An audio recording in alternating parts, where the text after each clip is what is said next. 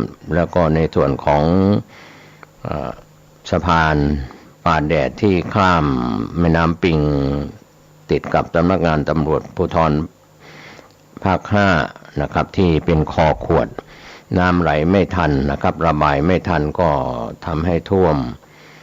บ้านเรือนพี่น้องประชาชนสร้างความเดือดร้อนก็นำรถยนต์รถจักรยานยนต์และข้าวของต่างๆหนีน้ำโดยเฉพาะรถยนต์รถจักรยานยนต์ที่ในพื้นที่เหนือถนนมหิดลนะครับยาวเหยียดนะครับไปจนถึงถนนเลียบทางรถไฟยาวไปเลยนะครับสร้างความเสียหายก็เป็นห่วงเป็นใยโดยเฉพาะในส่วนของจังหวัดและปภ.เชียงใหม่และหน่วยงานทุกองค์กรก็เข้าไปช่วยเหลือดูแลเยียวยาปัญหาน้ำท่วมที่เกิดขึ้นในปีนี้ถือว่ารุนแรงสำหรับพี่น้องชาวเชียงใหม่ก็เป็นแง่คิดเตือนจิตเตือนใจว่าเราก็ตั้งอยู่ในความไม่ประมาทก็จริงแต่ว่าฝนตกชุกหนาแน่นน้ำเหนือจากสายน้ำปิ่งเชียงดาวแม่แตงไหลลงมาครับก็ทำให้เกิดน้ำท่วมเสียหายในปีนี้นะครับก็คงจะมีการสำรวจความเสียหายหลังจากน้ำท่วมผ่านไปอีกครั้งหนึ่งก็ขอพี่น้องประชาชนชาวเชียงใหม่เราไม่แรงน้ำใจเรื่องของการดูแลผู้ที่ติดอยู่ในอาคารบ้านเรือนต่างๆมีการส่งข้าวส่งน้ำช่วยเหลือกันในการไปอพยพผู้ที่อยู่อาศัยในบ้านเรือนอาจจะมีเด็กมีผู้สูงอายุผู้ที่เจ็บป่วยอยู่นะครับก็ขอให้ท่านได้เข้าไปช่วยเหลือดูแลโดยเฉพาะก็กราบขอบพระคุณพ่อเมืองเชียงใหม่ผู้ว่าราชการจังหวัดเชียงใหม่หลังจากเข้ารับตำแหน่งก็มาเจอปัญหาน้ำท่วมในพื้นที่ของเชียงใหม่เราก็ทุกภาคส่วนทุกองค์กรแม้แต่พระสงฆ์องค์เจ้าก็มีความห่วงใยผู้ที่ประสบภัยน้ำท่วมนะครับก็เป็นเรื่องราวที่เกิดขึ้นเราไม่คาดคิดว่าจะน้ำท่วมมากในปีนี้ในหลายพื้นที่ในหลายจังหวัดก็เป็นหลักธรรมะที่ว่าเป็นอนิจจังไม่เที่ยงแท้แน่นอนสถานที่ราชการหลายแห่งถูกน้ำท่วมเข้าไปปฏิบัติหน้าที่ราชการกันไม่ได้นะครับก็คงจะใช้วิธีอย่างหนึ่งในการติดต่องานราชการก็คงจะยากลำบากช่วงนี้ถนนหลายสายในตัวเมืองเชียงใหม่เส้นทางสายหลักสายรองต่างๆที่อยู่ติดกับแม่น้ำปิงรวมไปถึงพี่น้องชาวจังหวัดลำพูนและสายน้ำที่ไหลลงไปนะครับและในพื้นที่ต่างๆไม่ว่าจะเป็นสายน้ำวังน้ำยมสายลำปางแม่น้ำวังสายแม่น้ำยมก็สุโขทัยแพร่พิจิตรลงไปก็จะปัญหาน้ำท่วมก็จะตามมาสายน้ำน่านก็เช่นเดียวกันขอให้ท่านได้ดูแลผู้ประสบภัยน้ำท่วมโดยเฉพาะที่อยู่ใกล้แม่น้ำลำคลองหรือทางน้ำไหลต่างๆท่านที่อ่านหนังสือพิมพ์ออนไลน์ก็คงจะเป็นส่วนหนึ่งและท่านที่ได้ชมคลิปวิดีโอที่ไลฟ์สดกันนะครับเรื่องของบรรยากาศน้ำท่วมในหลายพื้นที่ในภาพรวมทั้งพื้นที่เชียงใหม่แล้วก็พื้นที่ต่างจังหวัดแต่ละจังหวัดรวมไปถึงกรุงเทพมหานครนะครับก็ขอบคุณภาคประชาชนที่ออกมาไลฟ์สดนะครับทำให้เราได้รู้ทันเหตุการณ์น้ำท่วมในหลายพื้นที่ก็สร้างความประทับใจนะครับผู้ที่ทำหน้าที่จะเป็นสื่อของรัฐสื่ออิสระสื่อออนไลน์โซเชียลมีเดียทั้งหลายก็นำยานพาหนะของท่านออกไปถ่ายภาพไลฟ์สดให้เราเห็นว่าจุดไหนเกิดน้ำท่วมสร้างความเดือดร้อนให้กับพี่น้องประชาชนของเราถ้าเราไปดูบรรยากาศวันสองวันนี้ผู้ดำเนินรายการก็ติดภารกิจด้านนอกก็ไม่ได้เข้าไปดูภาพแต่ว่าดูจากการไลฟ์สดน้ำท่วมเชียงใหม่ก็เป็นห่วงเป็นใยในเรื่องของน้ำท่วมที่เกิดขึ้นในเชียงใหม่ตัวอย่างที่เราได้เห็นการรายงานข่าวของพี่น้องสื่อมวลชนภูมิภาคของเชียงใหม่เราทำหน้าที่รายงานกันทางภาคประชาชนที่ไร้สดด้วยในบรรยากาศ อย่างเช่นเมื่อวานนี้เดลินิวออนไลน์รายงานข่าวว่าเชียงใหม่ระทึกมวลน้ำป่าไหลหลากเชี่ยวกรากถนนหลายสายน้ำท่วมขังสูงมากก็เป็นบรรยากาศเมื่อวานนี้3 ตุลาคมก็เป็นมูลเหตุเจอพิษพายุที่พัดถล่มเข้ามาทางภาคอีสานและก็ทำให้ฝนตกหนักลมกระโชกแรงหนำซ้ำกระทบนะครับในเรื่องของไปทั่วทุกภูมิภาคเรื่องของน้ำท่วมฉับพลันนะครับในปีนี้มีภาคใต้ภาคตะวันออกเฉียงเหนือภาคตะวันตกภาคกลางภาคตะวันออกและก็ภาคเหนือของเรานะครับส่วนใหญ่จะมีฝนตกหนักแล้วก็น้ำท่วมขังที่เป็นบรรยากาศที่พี่น้องสื่อมวลชนได้รายงานกันเข้ามาแล้วนะครับก็มีเรื่องราวที่เป็นข่าวคืบหน้าให้เราได้รับรู้รับทราบกันทุกสื่อนะครับไม่ว่าจะเป็นทีวีทุกช่องทั้งดิจิตอลและก็ดาวเทียมรวมไปถึงสื่อวิทยุกระจายเสียงสื่อสิ่งพิมพ์ก็รายงานภาพข่าวโดยเฉพาะในพื้นที่ของเชียงใหม่ช่วงนี้2 ฝั่งแม่น้ำปิงก็จะเห็นบรรยากาศน้ำของแม่น้ำปิงล้นฝั่งทั้ง2 ฝั่งตะวันออกตะวันตกก็ทำให้น้ำได้ท่วมท้นโดยในส่วนบรรยากาศเมื่อวานนี้เพจ Facebook กลุ่มงานจราจรตำรวจภูธรจังหวัดเชียงใหม่ก็ยังรายงานระดับน้ำปิงที่สูงขึ้นเรื่อยๆก็ออกมารายงานบรรยากาศตั้งแต่ 8 นาฬิกาเศษเมื่อวานนี้จราจรเชียงใหม่ก็ตรวจสอบถนนสายเชียงใหม่ลำพูนหน้าค่ายกวีระทางอากาศโดยใช้โดรนและระดับน้ำปิงสูงขึ้นเรื่อยๆแนวที่จะพ้นตลิ่งก็โปรดวางแผนการเดินทางหรือหลีกเลี่ยงเส้นทางหากมีความคืบหน้าก็จะได้รับการรายงานจากหน่วยงานของจราจรเชียงใหม่ตรวจสอบแล้วนะครับเชียงใหม่ถึงลำพูนหน้าค่ายกวีระทางอากาศโดยใช้โดรนก็ถือว่ามีระดับน้ำสูงนะครับโปรดวางแผนการเดินทางอันนี้ก็เป็นความห่วงใยของเจ้าหน้าที่ตำรวจจราจรเชียงใหม่นอกจากนั้นก็ยังมีผู้ใช้สมาชิก Twitter ได้โพสต์ภาพนาทีชีวิตหลังจากฝนตกหนักก็ทำให้น้ำป่าไหลหลากเพิ่มมากขึ้นก็มีน้ำตกแม่กลางน้ำตกเชียงใหม่ซึ่งวิดีโอดังกล่าวเป็นบริเวณน้ำตกแม่กลางอำเภอจอมทองเชียงใหม่ซึ่งเป็นน้ำตกขนาดใหญ่ตั้งอยู่ในบริเวณอุทยานแห่งชาติดอยอินทนนท์ตำบลบ้านหลวงอำเภอจอมทองจังหวัดเชียงใหม่สายน้ำไหลตกลงมาจากหน้าผาสูง100 เมตรทำให้มวลน้ำแรงมหาศาลหากพลัดตกลงไปทั้งนี้ยังไม่ได้รับรายงานว่ามีผู้บาดเจ็บเป็นข้อมูลที่เราได้รับรู้รับทราบก็ขอบคุณเดลินิวออนไลน์ภูมิภาคในพื้นที่ของจังหวัดเชียงใหม่ที่ได้รายงานข่าวภาพข่าวกันเข้ามาเมื่อวานนี้ครับก็เรื่องของน้ำท่วมฉับพลันน้ำป่าไหลหลากนี่ก็เป็นเรื่องที่เราต้องติดตามกันอย่ากระพริบตาช่วงนี้เมื่อสักครู่นี้ผู้ดำเนินรายการเดินทางผ่านเส้นทางจากดอนจันทน์นะครับเข้าไปยังข้ามสะพานข้ามทางรถไฟไปยังถนนมหิดลข้ามสะพานสี่แยกหนองหอยไปยังถนนมหิดลหน้าสำนักงานตำรวจภูธรภาค5เชียงใหม่นะครับก็ผู้ที่ประสบภัยน้ำท่วมผู้อยู่อาศัยและหน่วยงานของสำนักงานตำรวจภูธรภาค5ก็ได้ย้ายยานพาหนะที่จะถูกน้ำท่วมมาไว้ด้านซ้ายของถนนมหิดล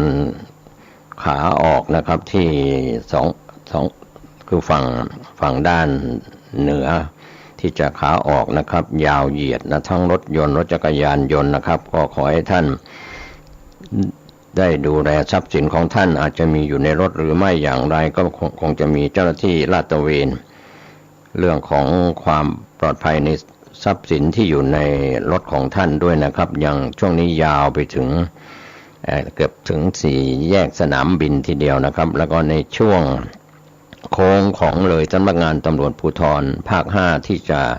ขึ้น ขึ้นสะพานลอย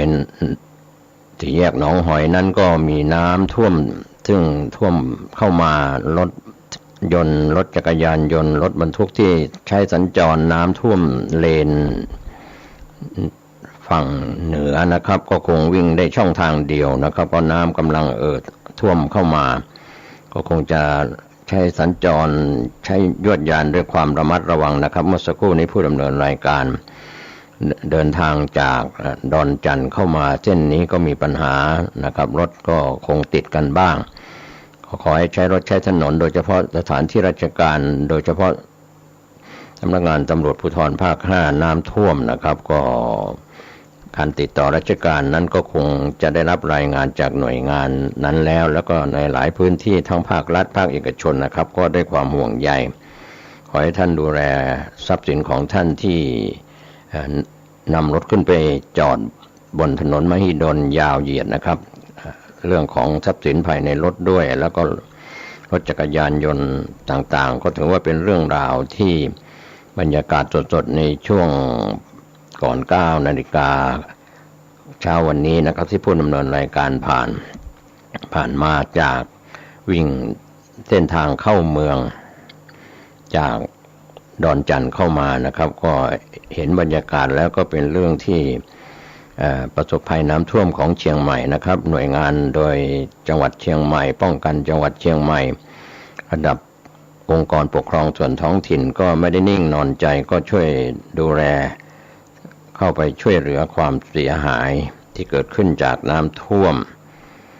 ก็ในเรื่องน้ำท่วมเชียงใหม่ปีนี้ก็ไม่ใช่ธรรมดานะครับอาจจะมากกว่าปีก่อนๆที่ผ่านมาทำให้บรรยากาศกระทบเศรษฐกิจของชาวเชียงใหม่โดยเฉพาะน้ำปิงล้นตลิ่งไหลเข้าท่วมพื้นที่เศรษฐกิจเทศบาลนครเชียงใหม่ก็ได้ออกมาแจ้งเตือนประชาชนที่อยู่ในเขตเทศบาลนครเชียงใหม่ไปรับกระสอบทรายเพิ่มได้ที่สำนักงานแขวงทั้ง4แขวงทั้ง4แห่งก่อนแนะนำเลี่ยงเส้นทางจราจรที่น้ำท่วม8จุดนะครับภาพมุมสูงเทศบาลนครเชียงใหม่ถูกน้ำท่วมขยายวงกว้างอย่างต่อเนื่องหลังระดับน้ำในแม่น้ำปิงเข้าท่วมพื้นที่และมีแนวโน้มว่าจะเพิ่มระดับสูงขึ้นตลอดทั้งวันที่ผ่านมาตั้งแต่เมื่อวานนี้จนถึงวันนี้ล่าสุดระดับน้ำจุดวัดระดับน้ำ P1 เชิงสะพานนวรัตน์เขตเทศบาลนครเชียงใหม่สูงกว่าจุดวิกฤต 3.70 เมตรอยู่ที่82เซนติเมตรและยังเพิ่มขึ้นต่อเนื่องเฉลี่ยชั่วโมงละ4เซนติเมตรขณะนี้น้ำทางตอนเหนือตอนบนก็ยังเพิ่มเข้ามาเช่นเดียวกันเทศบาลนครเชียงใหม่ประกาศให้ประชาชนที่อาศัยอยู่ในพื้นที่โซน1 2 3 4และโซนที่5ขนย้ายสิ่งของขึ้นไปไว้บนที่สูงตั้งแต่ช่วงค่ำเมื่อวานนี้พร้อม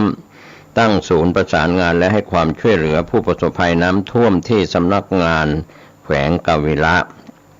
พร้อมกันนั้นประกาศให้ผู้ที่ต้องการกระสอบทรายเพิ่มเติมก็สามารถไปรับได้ที่สำนักงานแขวงนครพิงค์แขวงศรีวิชัยแขวงกาวิระและก็แขวงเมงราย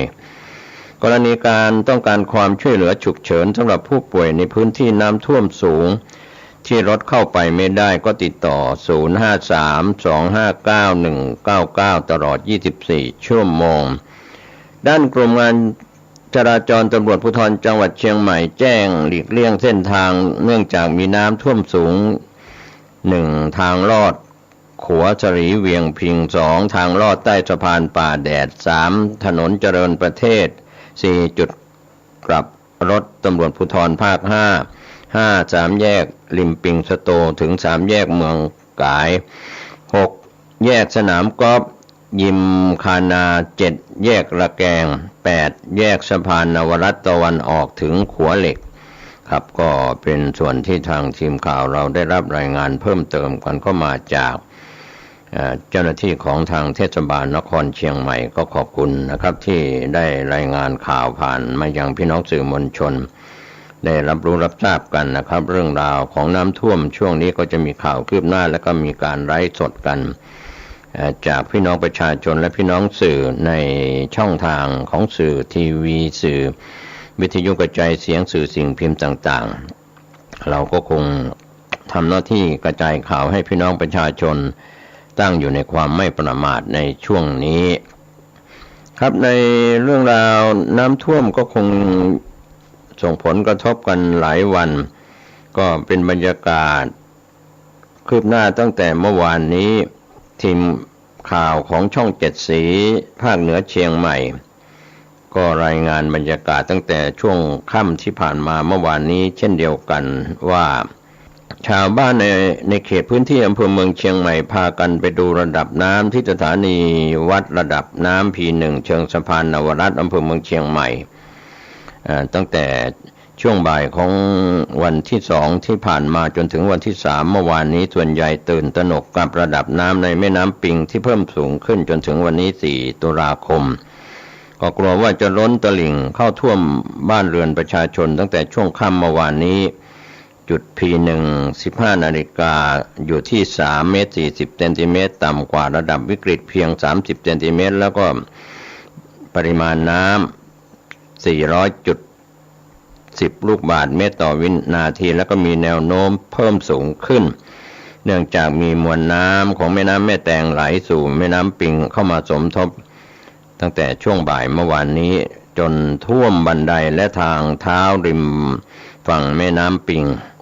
ด้านหน้าเทศบาลนครเชียงใหม่เริ่มไหลเข้ามาไปสู่ที่ลุ่มริมแม่น้ำปิงบางจุดก็เพิ่มมากขึ้นส่วนสำนักงานชลประทานที่1ก็คาดหมายว่าแม่น้ำปิงสูงสุดที่ P1 เนี่ยปริมาณจะเพิ่มขึ้นจาก400ลูกบาศก์เมตรต่อวินาทีตั้งแต่ช่วงบ่ายเมื่อวานนี้เป็น450ลูกบาศก์เมตรต่อวินาทีจนถึงช่วงค่ำที่ผ่านมาเมื่อวานนี้แล้วก็ในช่วงเช้านี้ก็มีการวัดก็เพิ่มขึ้นนะครับถือว่าฝนตกในพื้นที่ตอนบนตอนเหนือของเชียงใหม่ของลุ่มน้ำปิงระดับน้ำปิงก็จะเพิ่มสูงขึ้นเรื่อยๆใกล้เคียงกับช่วงที่ได้รับอิทธิพลจากพายุหมู่หลานช่วงก่อนระหว่างวันที่13-14 สิงหาคม 2565 ปีนี้ที่ผ่านมาสำนักงานชลประทานที่1ก็ติดตามและเฝ้าระวังสถานการณ์น้ำอย่างใกล้ชิดนะครับท่านผู้ชมท่านผู้ฟังก็ขอให้พื้นที่ที่ท่านอาศัยอยู่ที่ลุ่มต่ำตามแนวแม่น้ำปิงทั้งสองฝั่งเตรียมรับและมีความพร้อมในสถานการณ์ที่ท่านได้ประสบแล้วช่วง2วัน3วันที่ผ่านมาจนถึงวันนี้นะครับตามแนวแม่น้ำปิงก็เพิ่มสูงขึ้นดังกล่าวด้วยนะครับก็เป็นจุดพิกัดต่างๆที่พี่น้องสื่อทีวี7เชียงใหม่ภาคเหนือได้รายงานตั้งแต่เมื่อวานนี้จนถึงวันนี้ในจุดต่างๆไปดูบรรยากาศที่2ฝั่งแม่น้ำปิงก็เรียกว่าน้ำล้นฝั่งแล้วนะครับท่านผู้ฟังก็ขอให้เราได้เข้าใจว่าความคืบหน้าพี่น้องสื่อมวลชนและภาคประชาชนก็ไลฟ์สดรายงานแจ้งกันด้วยข้อเท็จจริงที่เกิดขึ้นประจำวันนะครับก็เป็นเรื่องราวของน้ำปิงที่ล้น2ฝั่งทั้งฝั่งตะวันตกฝั่งตะวันออกที่ลาดลุ่มก็คงส่งผลกระทบมากน้อยนะครับคงจะได้มีการสำรวจกันเพิ่มเติมกันเข้ามาในช่วงหลังจากน้ำลดแล้วนะครับก็มีข่าวที่เกี่ยวข้องกับข่าวอื่นๆในจังหวัดอื่นๆที่พี่น้องสื่อมวลชนรายงานกันเข้ามาทั้งข่าวภายในประเทศข่าวต่างประเทศโดยเฉพาะข่าวภายในประเทศก็คงมีปัญหาเรื่องของน้ำท่วมในหลายจังหวัดในหลายภูมิภาคที่เราได้รับรู้รับทราบจากพี่น้องสื่อกันมาข่าวคืบหน้ากันมาทุกวันในช่วงนี้ก็ขอให้พี่น้องประชาชนที่อยู่ในพื้นที่ต่างๆโดยเฉพาะกรมชลประทานก็ออกมาเตือน11จังหวัดท้ายเขื่อนเฝ้าระวังฝนถล่มหนักทั่วไทยแม้จังหวัดชัยภูมิประกาศภัยพิบัติ4อำเภอแล้วนะครับทีมข่าวแนวหน้าออนไลน์รายงานข่าวเรื่องของน้ำท่วมเข้ามาเป็นบรรยากาศภายในประเทศกรมชลประทานเตือน11จังหวัดท้ายเขื่อนเฝ้าระวังหลังจากฝนถล่มหนักทั่วไทยชัยภูมิก็อ่วมประกาศภัยพิบัติ4อำเภอ4ตุลาคม 2565 วันนี้นะครับที่ ทางทีมข่าวได้รับรายงานข่าวจากแนวหน้าออนไลน์ชัยภูมิอ่วมประกาศภัยพิบัติ4 อำเภอลำตะคองโคราชเริ่มวิกฤตบุรีรัมย์น้ำป่าซัดหมู่บ้านอ่วมกรุงเทพมหานครจมและการจราจรติดขัดนายกรัฐมนตรีลงพื้นที่จังหวัดอุบลราชธานีและขอนแก่นบิ๊กตู่ฟิตโดยนโยบายแก้น้ำท่วมลงพื้นที่ขอนแก่นถึงอุบลราชธานีวันนี้4 ตุลาคมยันจะทำหน้าที่ให้ดีที่สุดส่วนบิ๊กป้อมลุยจังหวัดชัยนาทแล้วก็พระนครศรีอยุธยากรุงเก่าวันท้ายเขื่อนเจ้าพระยาท่วมหนักส่งเจ้าหน้าที่เข้าไปให้การดูแลช่วยเหลือแล้วก็มีการสั่งการทุกหน่วยงานเร่งดูแลด้านปภ.ก็ชี้ว่ายังมีน้ำท่วม16 จังหวัดการรถไฟแห่งประเทศไทยปรับเส้นทางรถไฟ6 ขบวนงดเดินรถท้องถิ่นที่อีสาน4 ขบวนส่วนเชียงใหม่เราก็อ่วมน้ำท่วมสูงกว่า1 เมตรขณะที่ชัยภูมิหนักสุดในรอบ50 ปีประกาศภัยพิบัติ4 อำเภอบุรีรัมย์น้ำป่าซัดหมู่บ้านจม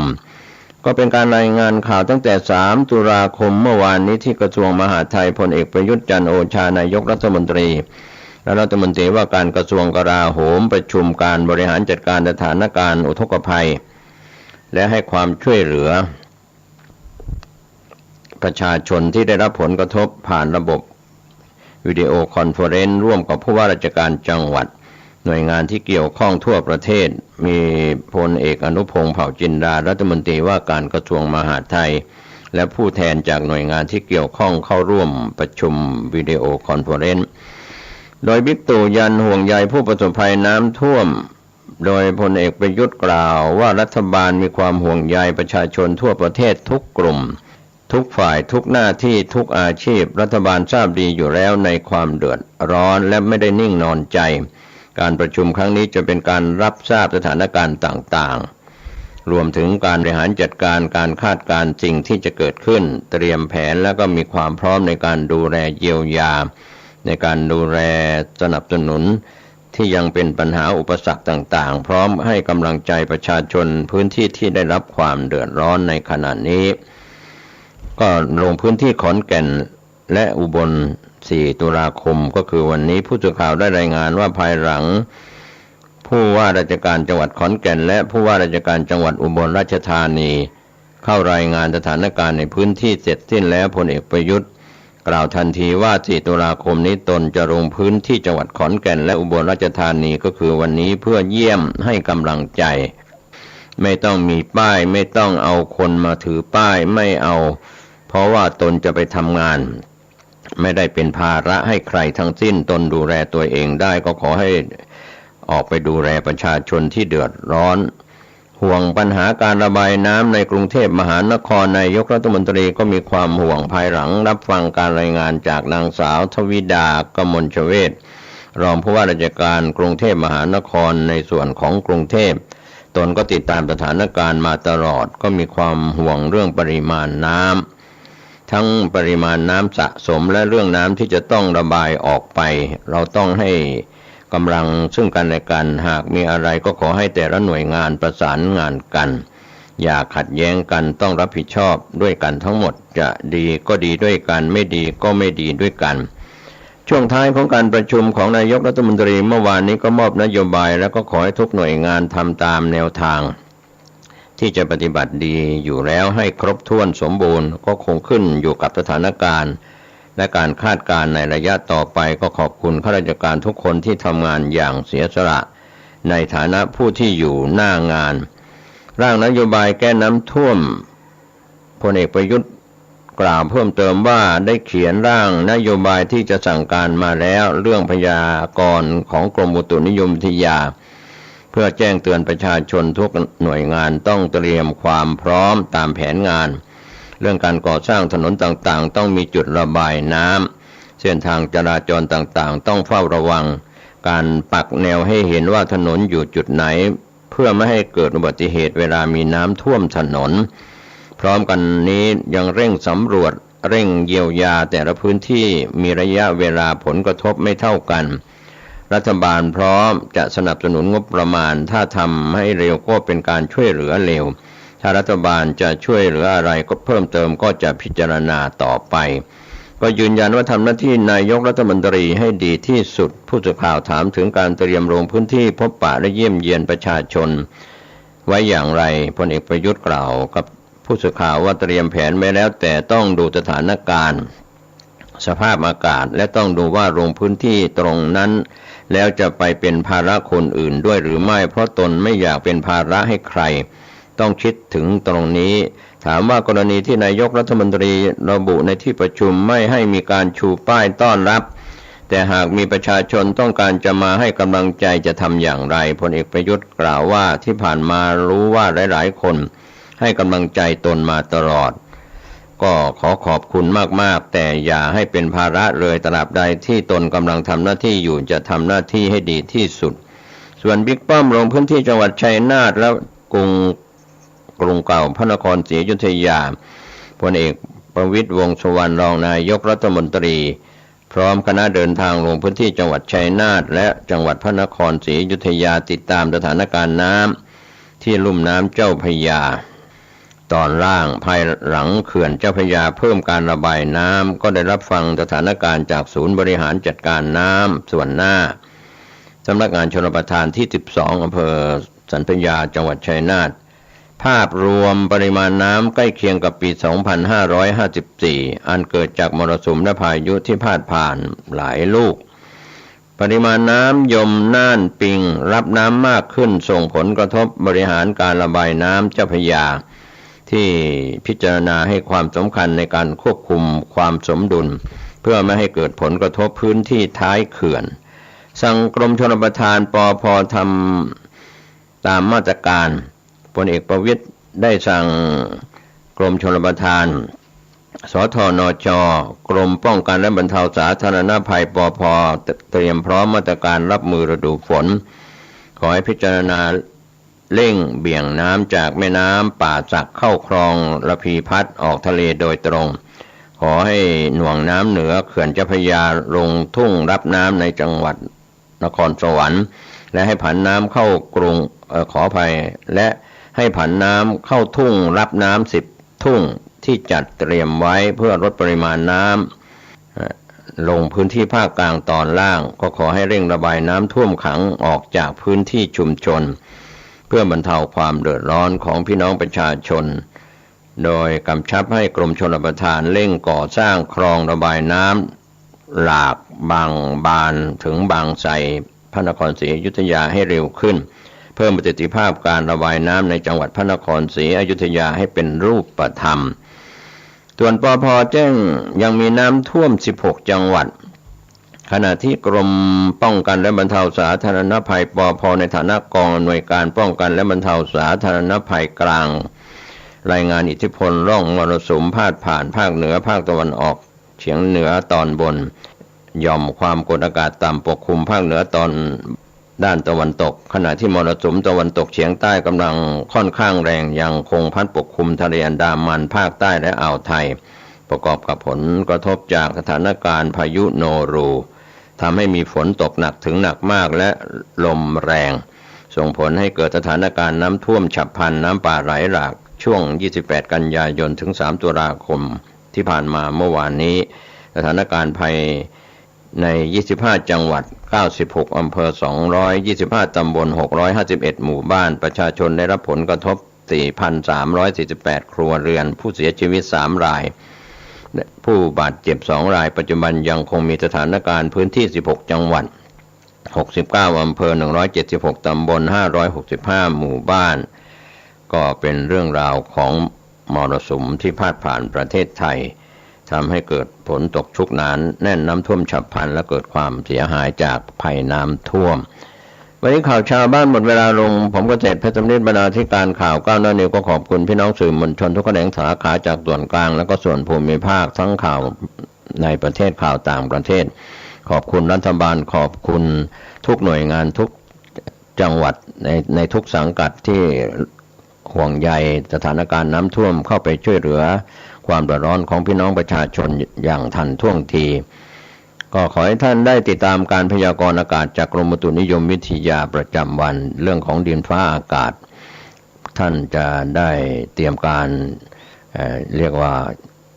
นำทรัพย์สินขึ้นไปไว้บนที่สูงพ้นภัยจากน้ำท่วมได้ตามที่อยู่อาศัยหรือในเขตที่น้ำยังมีน้ำท่วมขังอยู่ขอให้ท่านปลอดภัยโชคดีสวัสดีครับทุกท่านคนวันนี้ปกิณแห่งธรรมะก็ได้มาพบมาปะกับญาติกับโยมอีกเช่นเคยในวันและเวลาเดียวกันนี้และทางสถานีวิทยุแห่งนี้ก็ต่อไปนี้คือตั้งจิตเป็นสมาธิไหว้พระสวดมนต์ฉบับย่อด้วยกันเพื่อจะทำให้จิตใจของเรานั้นมั่นคง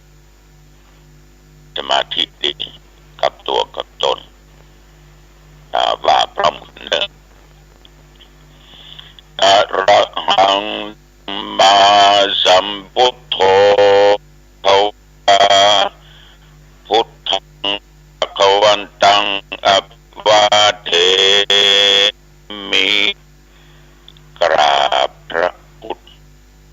สวากขาโตภควาธัมโมมังนัมสสามิ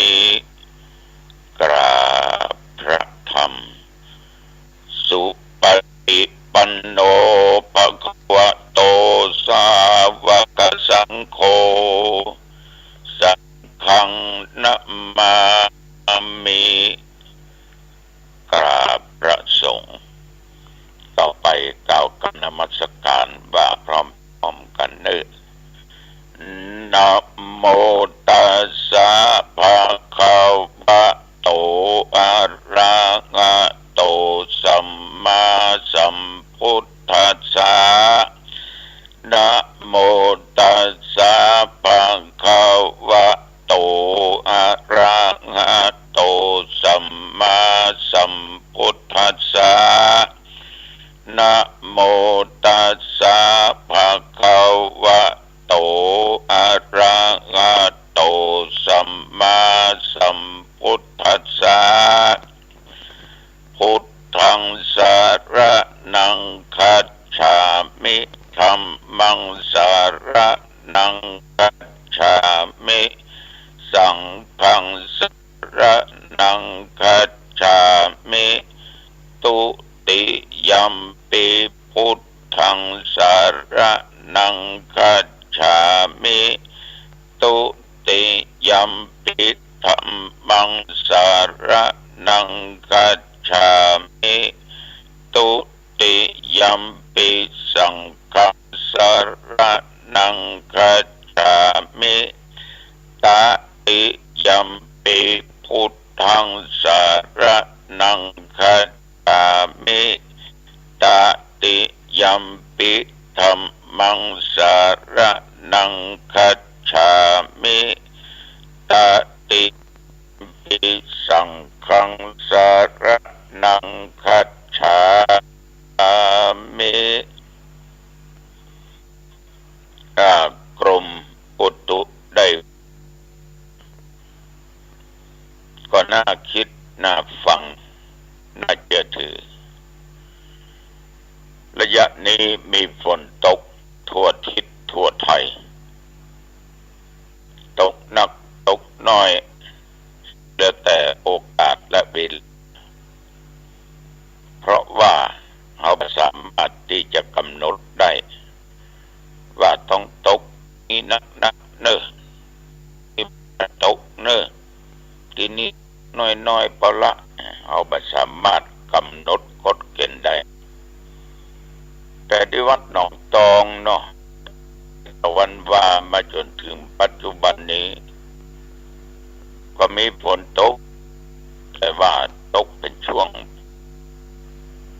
ลงมาก่อมพอนักสักตัวใดบางแห่นะก็ลงบะน้ำจนพอจึงนองทำลานวัดสถานที่วัด นะก็มีฝนตกทุกอำเภอทุกที่ทุกทางนะญาติโยมนะแต่ว่าเนี่ยอาตมาภาพก็ได้ออกเดินทางจากวัดไปส่งคุณโยมซึ่งไปรับตำแหน่งการปกครองของเทศบาลตำบลปากดงอำเภอเมืองจังหวัดกำแพงเพชรนะเมืองเปิ้นนี่เลยเนาะเป็นเมืองมรดกโลกตัวโลกเมืองกำแพงเพชรนี่นะขนาดกำแพงยังเป็นเพชรเนาะแต่ญาติโยมทั้งหลายก็เดินทางไปก็หำฝนไปสุดทางทว่าก็ได้เล่าบรรยากาศให้ญาติโยมฟังก็ไปตึกอยู่ที่จังหวัดลำพูนเนี่ยก็แต่ว่าก็ออกควายไปหน่อยสำหรับญาติโยมทางหน่วยงานองค์กรต่างๆเพื่อก็พากันออกเจ้าแต่เปิ้นออกเจ้ารถตู้แต่ละกันมันก็ค่อยๆวิ่งไปเหมือนกันถ้าไปแวะปั๊มน้ำมันกำนี่มันจ้าอย่าคนนั้นไปซื้อกินนั้นคนนั้นเข้าห้องน้ำเอานี่นั่งรถกันเดียวกันรถ2 คนถึงคนขับมันเบื่อดิเข้าห้องน้ำก็เข้าด้วยกันเข้าคนห้องออกมาแล้วต่างคนต่างขึ้นไปอะไรญาติโยมทั้งหลายเดินทางผ่านไปถึงจังหวัดลำปางเนาะไปถึงเขตอำเภอห้างฉัตรพดไปเพียอำเภอเมืองก็ผ่านหนทางที่จะไปทางอำเภอแม่ทะก็ไปถึงอำเภอเกาะคาไปเรื่อยๆญาติโยมทั้งหลายจนที่เรียกว่าไปถึงอำเภอศกปราบก็เป็นแจ้งดีขวายงามละฝนก็ยังดงอยู่บะพุทธโมสังโฆพอไปถึงอำเภอเถินฝงก็ตกไปถึงอำเภอแม่พริกจังหวัดลำปางฝนก็ตกเจ้าหน้าที่ก็ตั้งด่านตรวจคนที่ผ่านไปผ่านมารถยนต์ที่ผ่านไปผ่านมาโอ้ถึงเจ้าหน้าที่เนาะโอ้เปิดปฏิบัติตามหน้าที่เป็นแต่ขนาดฝนลงสินะเปิดก็ยังตรวจตาความเป็นระเบียบเรียบร้อยส่วนมากก็ระวังของผิดกฎหมายอาวุธสงครามการอย่างคนเมือง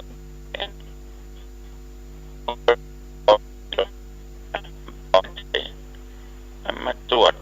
อย่ามาตั้งด่านแล้วแจ้งเปิ้นเดือดเปิ้นเท่าที่ได้ยินได้ฟังมานี่นะมันก็เป็นหน้าที่ของเปิ้นคนเฮามีหน้าที่มันก็ต้องปฏิบัติตามหน้าที่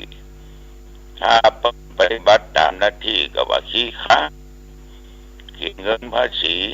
ของเจ้าบ้านเจ้าเมืองเสียเวลาเปล่าหน้าที่ตามหน้าที่ขี้ค้านเนี่ยเปิ้นทำก็เดือดเปิ้นบ่ทำก็เดือด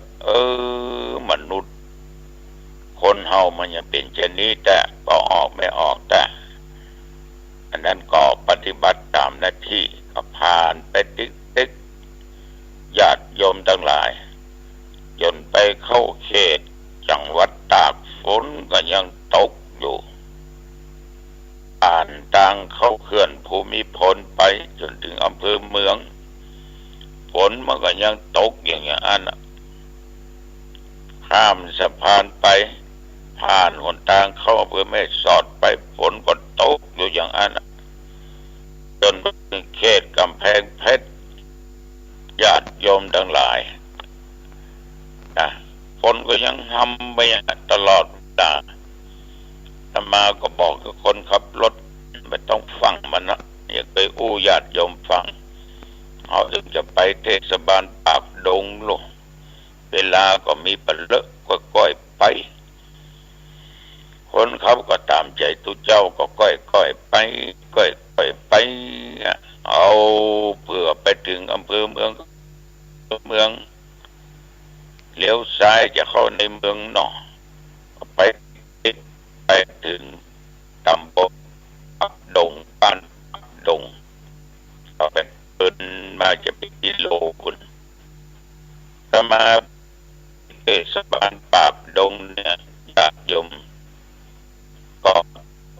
ลาอยู่5 ชั่วโมงเป๊ะเลยรถของพี่น้องชาวบ้านหน่วยงานองค์กรที่มาส่งไปถึงที่ละเอากรมประมาทรู้ผมนี่ก็ไปอย่างนั้นนะปุ๊บซับนี่มันดีเขาเลย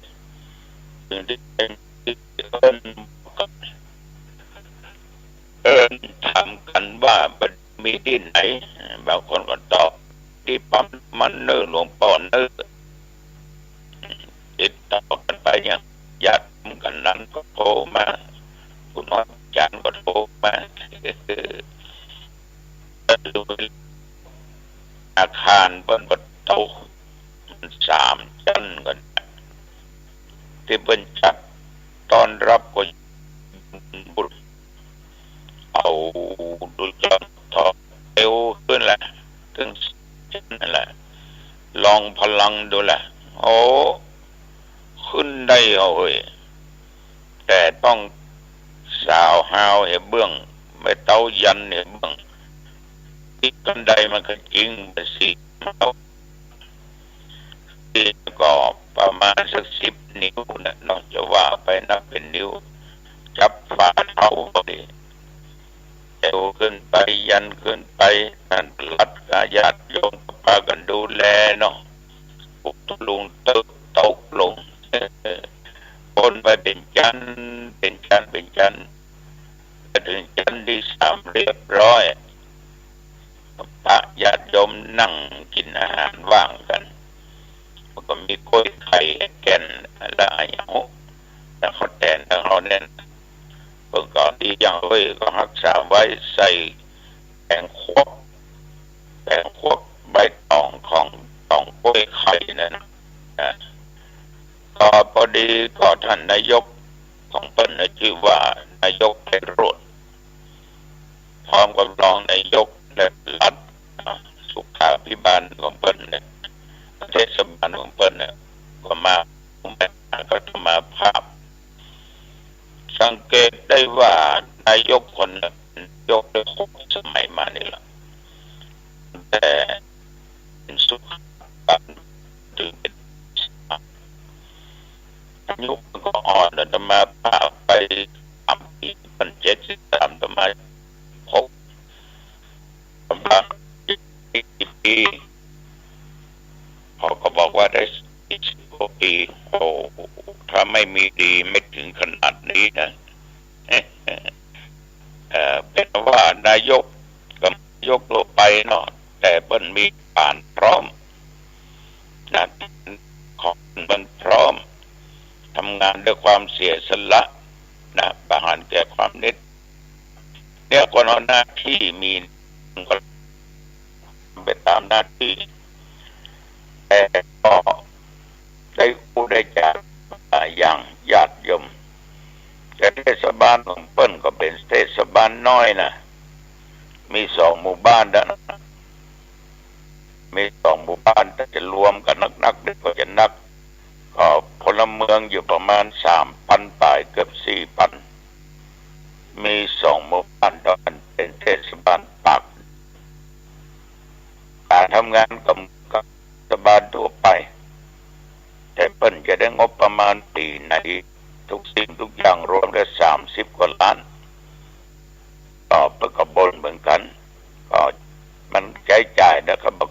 พอเจอน้ำท่วมอย่าต้องไปกับปะน้ำท่วมเป็นที่โลแต่ถนนมันท่วมนะนาตำบลจองของศรัทธาญาติอูไปอูมานายยกไปก็อูฟังว่าเจ้าบ้านเราดื่มจังปัจจัยหลวงพ่อเขาได้ไงได้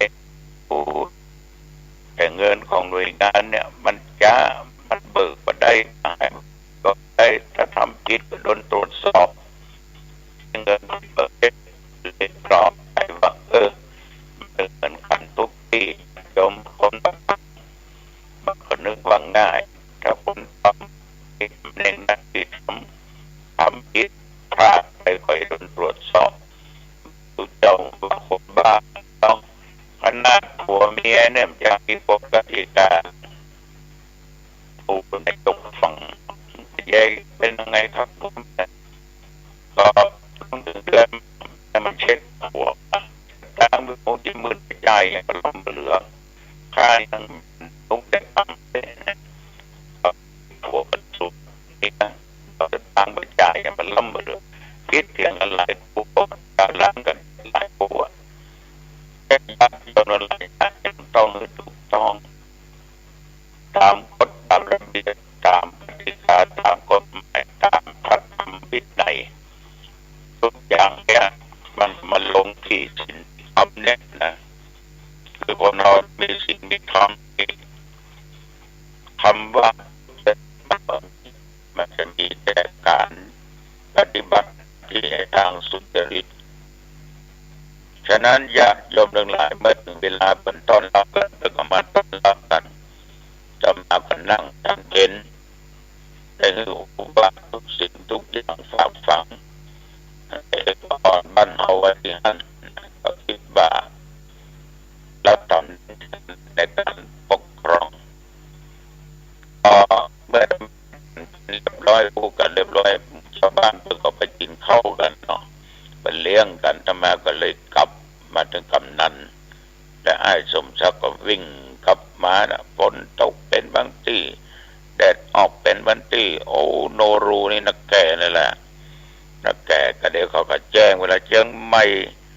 ฝ่ายพญาคำขาด ในเมืองเชียงใหม่น้ำท่วมถึงอันที่นี่นะถนนหนทางที่ลอดก็น้ำท่วมตำบลนั้นน้ำท่วมบ้านนั้นน้ำท่วมหนองตองก็เริ่มมับแม้แต่สถานที่ศึกษาธรรมปฏิบัติธรรมที่แปลงศาลาแปลงกุฏิแปลงวิหารมันทั้งน้ำจึงนองอย่างน้ำทะเลหมดเอาถ่ายภาพเพื่อดูบทกุฏิมันก็หามาขึ้นก็ยกสูงน้อยศาลาก็ยกสูงน้อยวิหารนี่เหมือนกับมันสูงเนาะแต่มันถึงแต่ว่ารอบวิหารน้ำจึงนองหมดเริ่มมาเขาก็เดือดกันเอาว่าโอ้มันธรรมชาติภัยธรรมชาติภัยก็ว่าอยากจะให้มันเกิดแต่เราจะไปห้ามมันได้จะได้ทุกสิ่งทุกอย่างล้วนแต่เป็นอนิจจังหรอกมันบัดเที่ยงแน่ถ้าบ่มีเราก็เดือดร้อนป่าต้นไม้อย่างเหี่ยวแห้งตายหมดเดี๋ยวก็ปล่อยมันก็เต็มที่มันเห็นนอนมาออกก็มาเยอะๆตัวลงตัวมือหอนหนาวบะหอนอะไรสักตั้งปล่อยไปเป็นอย่างกับมันก็ท่วมปล่อยมันท่วมกันนะที่เป็นห่วงบ้านของศรัทธาญาติโยมแต่ทางเอาอย่างดีกว่าทางอื่นทางเอาเนี่ยมันจ้องมันก็ยังแบบเสียหายกันคนเขาทำประมาทไปตกไปจมมันก็ดึงตายเขามีสติมีสัมปชัญญะตั้งตัวดีๆอู้กันฟังปรับใจกันฟังจนมาถึงวัดก็ห้ามป่ายหน่อยได้5 ชั่วโมงก็เดียวไป5 ชั่วโมงปิดก็5 ชั่วโมงออกไม่ออกญาติโยมก็เข้าวัดมาก็หันเข้าประเด็นเตรียมสถานที่ว่าที่กินข้าวฉันเพลสถานที่สอบสถานที่อำนวยการวันนี้จะมีการสอบสนามนักธรรมชั้นตรีทั่วประเทศสอบทำสนามหลวงนักธรรมชั้นตรีทั่วประเทศมีทุกอำเภอญาติโยมมีทุกอำเภอแต่เราจะสังเกตที่ว่าบางอำเภอเหลือเน้นสอบ10 กว่าตน8 ตนแต่ที่อำเภอหางดงนั้น56 ตนโดยการที่จะสอบนะ56เริ่มกันวันนี้สอบสอบวิชากระทู้ธรรมวิชากระทู้ในญาติโยมต้องเอาภาษิตพุทธวจนะคำสอนของพระพุทธเจ้ามาตั้งและ ธิบายหาประสิทธิ์มาเชื่อมแต่ประสิทธิ์นี้มาจากไหนเบิ่งเป็นกฎกติกาอธิบายแต่พอสมควรสรุปได้สลักกระทู้ธรรมที่เขาได้อธิบายแบบย่อแต่นักธรรมจันทรีเนี่ยยังต้องสอนหน้าเป็นบรรทัดขึ้นไปนะวิทย์ไปสักบรรทัดเดียวแสดงว่ามาถึงตามกำหนดฉะนั้นผู้สอบจะต้องสอบได้อย่างน้อย3-5 กึ่งถ้าเขียนหนังสือต้องบรรจงอ่านออกเขียนได้ต้องใจภาษาที่สุภาพเรียบร้อยแต่งไปตามเขาคงตามกำหนดการเนี่ยเน้นก็จะสอบกันแต่โรงเลี้ยงเพนด้วยนะเลี้ยงเพนด้วยเขาง่ายๆแล้วเขาทอนตึงตูดเด็กอยู่ประมาณ120 ต้นบรรพุวิชาธรรมในหนังสือนะเพราะว่าตั้งแต่สอบปที่10แล้วก็ไปเป็นการทั้งหมดเล็กแหนเปียกวันที่ต่อไปที่6อันนั้นก็สอบวิชาแล้วก็การสอบพิธีวันที่7จะสอบวิชาวิชาวินัยมีในหนังสือว่าโอปะหรือท่องบทตั้ง14พิเศษ13จะพิเศษปักจิตอันนี้ก็2ปัจจิตี12ปัจจิตติยะเด็กิยวัตก็ไปจนต้องเอาจิตที่เป็นศีลในพระปาติโมกข์นอกพระปาติโมกข์ก็จะทดสอบความรู้ของทุกคนที่จะเข้าสนามสอบโยมที่เป็นห่วงเน้นลดน้อยถอยลงไปเน้นห่วงจะขนาดนั้นน้ำก็มาท่วมพี่น้องชาวบ้านเนี่ยเดี๋ยวก็น่าห่วงก็มาถึงตะวันก็โทรเช็คไปแต่ละตำบลกับเจ้าคณะตำบลว่าตำบลไหนเป็นน้ำท่วมท้องลำบากท้องขอแจ้งมันด่วนเอาจะได้ไปช่วยเหลือกันสงเคราะห์ซึ่งกันและกันเนาะตำบลหนองตองที่ถูกน้ำท่วมมันนั่งในรถเขาก็รายงานด้วยกำนันฟังบวกแล้ว554หลังคาเรือนตกมาลุนโทรมาแท่งแห่ง2 หมู่บ้านตก600 กว่าหลังคาเรือนที่น้ำท่วมบ้านท่วมจองนะพอออกไม่ออกเราพูดน้ำท่วมก่อนเรามาท่วมมาแบ่งปันกันพวกเนอะข้าวสุกข้าวสารอาหารแห้งเนาะช่วยกันไปนะช่วยกันไปสงเคราะห์เนาะเอาเป็นเพื่อนร่วมโลกร่วมอันก็เป็นเวลาเรายมฟังสรุปหมายความว่าเรื่องธรรมชาติจะไปฝืนมันได้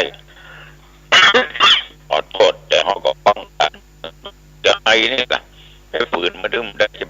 จะยังไอผมอยู่อันเนี้ยยอมเรื่องธรรมชาติเอาป้องกันได้ก็ป้องกันไป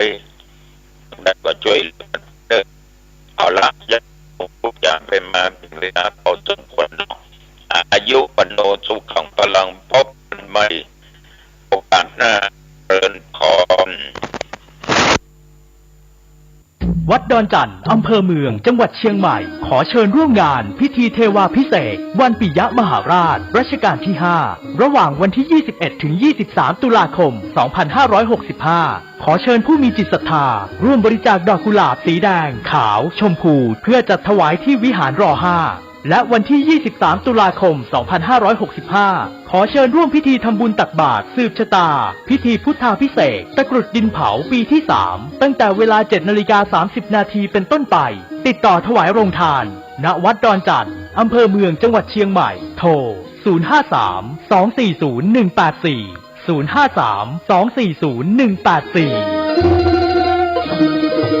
ข่าวสารเพื่อการประชาสัมพันธ์ขอเชิญชวนผู้ใจบุญร่วมบุญจัดซื้อที่ดินถวาย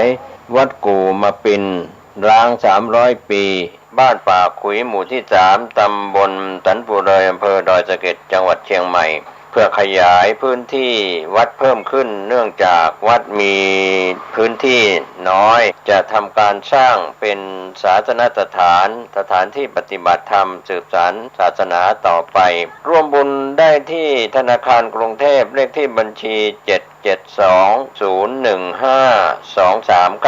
772-015-2391 ชื่อบัญชีวัดชัยสถานเพื่อบูรณะวัดกู่มะปินหรือร่วมบุญติดต่อโดยตรงที่พระธวัชชัยธีรปัญโย 080173-2709065-0209009 ข่าวสารเพื่อการประชาสัมพันธ์ขอเชิญชวนผู้ใจบุญใจกุศลร่วมทอดกฐินสามัคคีร่วมสืบชะตาหลวงณวิหารพระเจ้าตาเขียวณวัดบ้านเหล่าพระเจ้าตาเขียวตำบลบ้านเรือนอำเภอป่าซางจังหวัดลำพูนตรงกับวันอาทิตย์ที่ 6 พฤศจิกายน พุทธศักราช 2565 เวลา 9:19 นาทีเป็นต้นไปรายได้จากการทำบุญทอดกฐินสมทบทุนสร้างศาลาเก็บพัสดุและพัฒนาห้องสุขาเชิญบริจาคผ่านธนาคารออมสินพัฒนาวัดบ้านเหล่าเลขที่บัญชี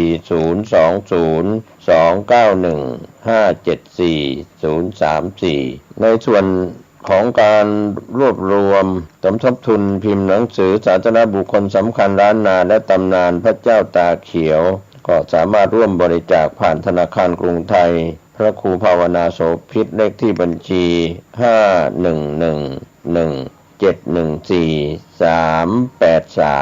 ก็เป็นส่วนงานบุญงานกุศลสอบถามรายละเอียดเพิ่มเติมได้ที่ 0969525159 ครับก็เป็นงานบุญงานกุศลของวัดบ้านเหล่าพระเจ้าตาเขียวตำบลบ้านเรือนอำเภอป่าซางจังหวัดลำพูนงานทำบุญทอดกฐินสามัคคีตรงกับวันอาทิตย์ที่ 6 พฤศจิกายน 2565 เวลา 9 นาฬิกาเป็นต้นไปเชิญท่านร่วมงานนี้โดยพร้อมเพรียงกันกฐินทานคือสังฆทานบุญทานยิ่งใหญ่ท่านกำลังติดตามรับฟังสถานีวิทยุกระจายเสียงพระพุทธศาสนาแห่งชาติและสังคมคลื่นเพื่อการศึกษาพระพุทธศาสนาและวัฒนธรรมระบบ FM 104.5 เมกะเฮิรตซ์รายการต่อไปเป็นรายการเสียงธรรมจากวัดศรีโสดา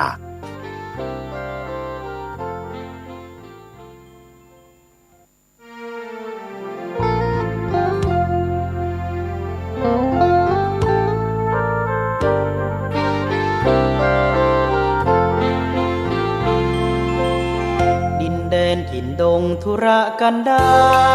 รมีนามเรียกขานของศิษย์พระตถาคตผู้ออกเผยแผ่ธรรมะแก่ผู้ราชนมิให้มองมนปลดทุกข์ด้วยทางธรรมธรรมจาริกธรรมจาริกธรรมจาริก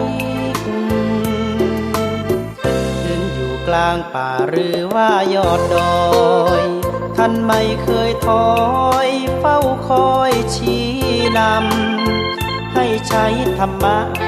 ขององค์พระพุทธธรรมให้ใจสุขล้ำน้อมนำทำกรรมดีธรรมจาริกธรรมจาริกธรรมจาริกเร่งพัฒนาการอยู่การกินให้มีชี สันต์เปรมปรีพบแสงสว่างส่องทางสร้างความดีให้มีความสุขความทุกข์หายไปธรรมจาริกธรรมจาริกธรรมจาริก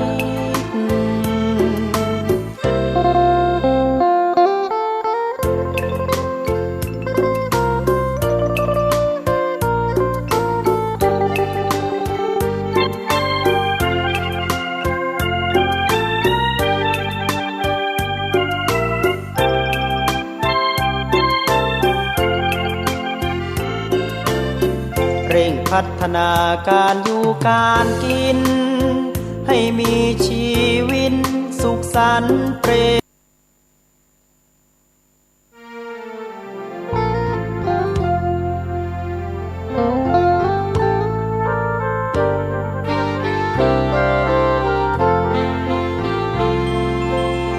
ดินแดนถิ่นดงทุรกันดา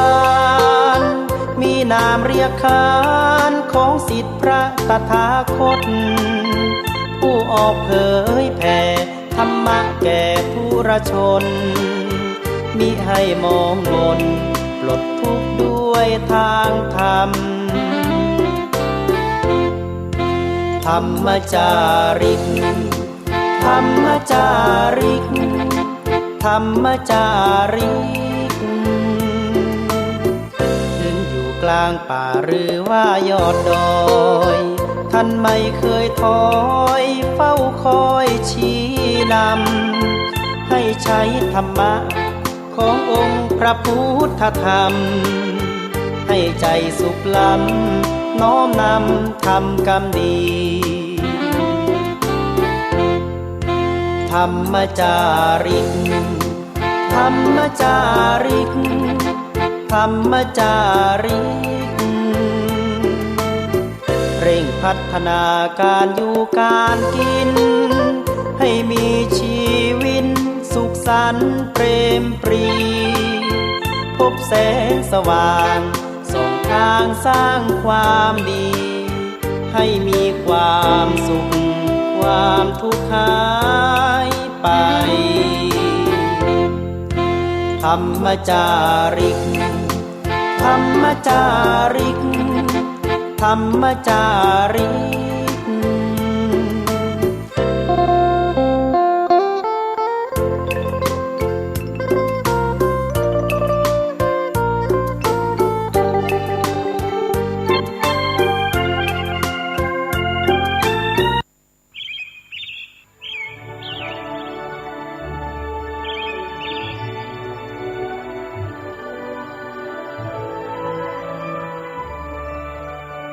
สวัสดีค่ะท่านผู้ฟังที่เคารพทุกท่านที่ท่านรับฟังอยู่นี้คือรายการแสงเทียนเสียงธรรมดำเนินรายการโดยดิฉันเพ็ญศรีอินทรทัศน์โอกาสนี้ขอเชิญติดตามรับฟังความจริงในสิ่งลวงเขียนโดยนวะองคุลีภิกขุค่ะ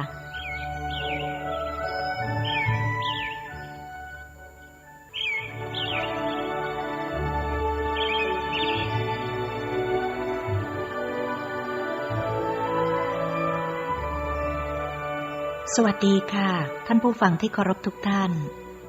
โอกาสนี้ขอเชิญติดตามรับฟังความจริงในสิ่งลวงเขียนโดยนวะองคุลีภิกขุค่ะ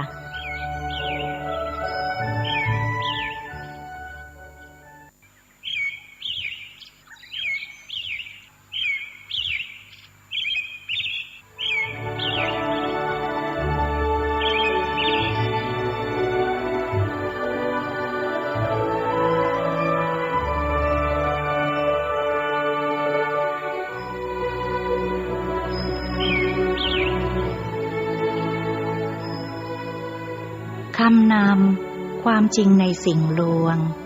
เมื่อใดที่เราเริ่มค้นหาความจริงเกี่ยวกับชีวิตและจิตวิญญาณเมื่อนั้นเรากำลังเดินเข้าไปสู่ส่วนที่ละเอียดอ่อนล้ำลึกของชีวิตและนั่นคือจุดเริ่มต้นของสาระแห่งพุทธธรรมหนังสือเรื่องความจริงในสิ่งลวงนี้ จะมีเนื้อหาที่บ่งบอกถึงส่วนที่เป็นสาระสำคัญนั้นซึ่งเป็นสิ่งที่อยู่ใกล้ตัวของเรามากเสียจนเกือบจะมองข้ามกันไปอย่างน่าเสียดายเชื่อหรือไม่ว่าเจ้าชายสิทธัตถะทรงจากพระราชวังและครอบครัวไปในที่อันไกลแสนไกลเพื่อจะไปค้นหาสิ่งที่อยู่ใกล้ที่สุดและสุดท้ายท่านก็ทรงค้นพบสมเจตนารมณ์ที่มุ่งหมายและบัดนี้ท่านทั้งหลายคงพร้อมแล้วที่จะเริ่มต้นในสิ่งอันเป็นสาระของชีวิตหนังสือเล่มนี้จะเป็นอุปกรณ์ในการแสวงหาขุดค้นร่องรอยของความจริงอันล้ำลึกนั้นขออนุโมทนาในกุศลเจตนาของผู้เป็นเจ้าภาพในการจัดพิมพ์ครั้งนี้นับเป็นการทำบุญในส่วนแห่งปัญญาและเป็นการให้ธรรมทานซึ่งเหนือกว่าการให้ทั้งปวงขอกราบขอบพระคุณท่านพระอาจารย์อำนาจโอภาโสที่ท่านกรุณาเอื้อเฟื้อภาพประกอบที่งดงามและทรงคุณค่าไว้ณที่นี้เป็นอย่างสูงอันหนึ่งขออนุโมทนากุศลแด่คุณรุ่งรักสิริเวชผู้พิมพ์ต้นฉบับด้วยความอุตสาหะวิริยะสุดท้ายขออนุโมทนากุศลแด่อาจารย์พัทรนิวิสุทธิศักดิ์ผู้ผลักดันจนหนังสือเล่มนี้สำเร็จโดยตรวจชำระจัดแบ่งบทตอนคัดภาพตลอดจนเรียบเรียงให้หนังสือออกมาอย่างงดงามน่าอ่านขึ้นขออานิสงส์ผลบุญที่ทุกท่านมีส่วนร่วมในการพิมพ์หนังสือครั้งนี้จงส่งผลให้ทุกท่านเป็นผู้มีปัญญาเจริญงอกงามไพบูลย์ทั้งทางโลกและทางธรรมได้ดวงตาเห็นธรรมโดยเร็วพลันเทินนวองคุลีภิกขุพระวัลลพชวนะปัญโย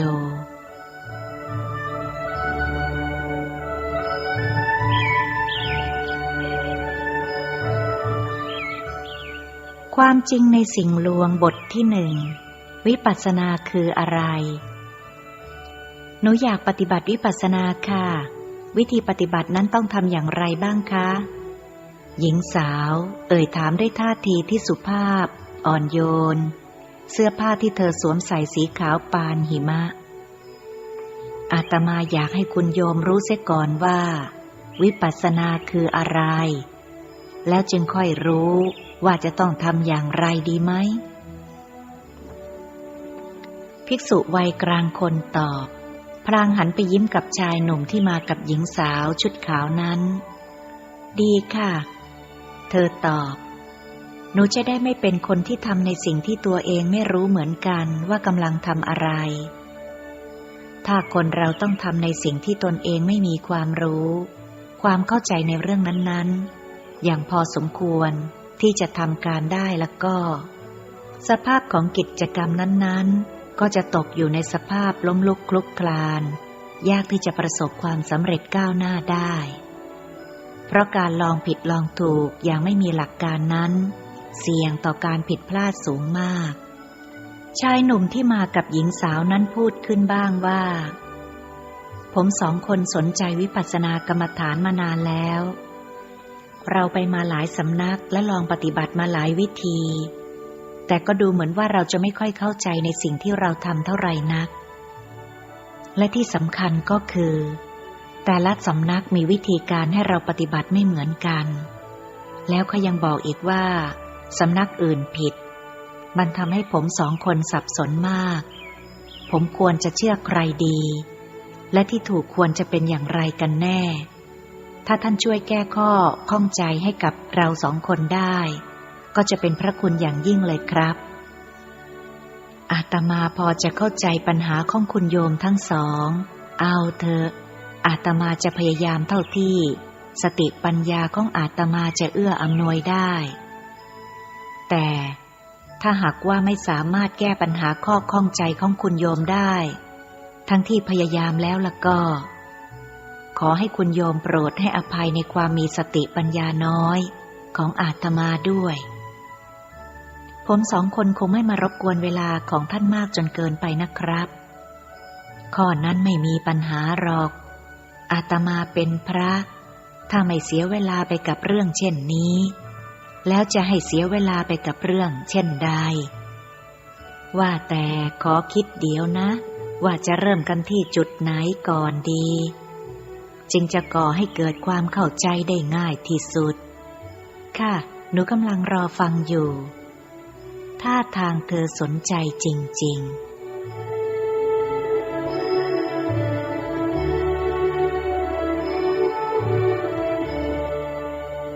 กระบวนการค้นหาความจริง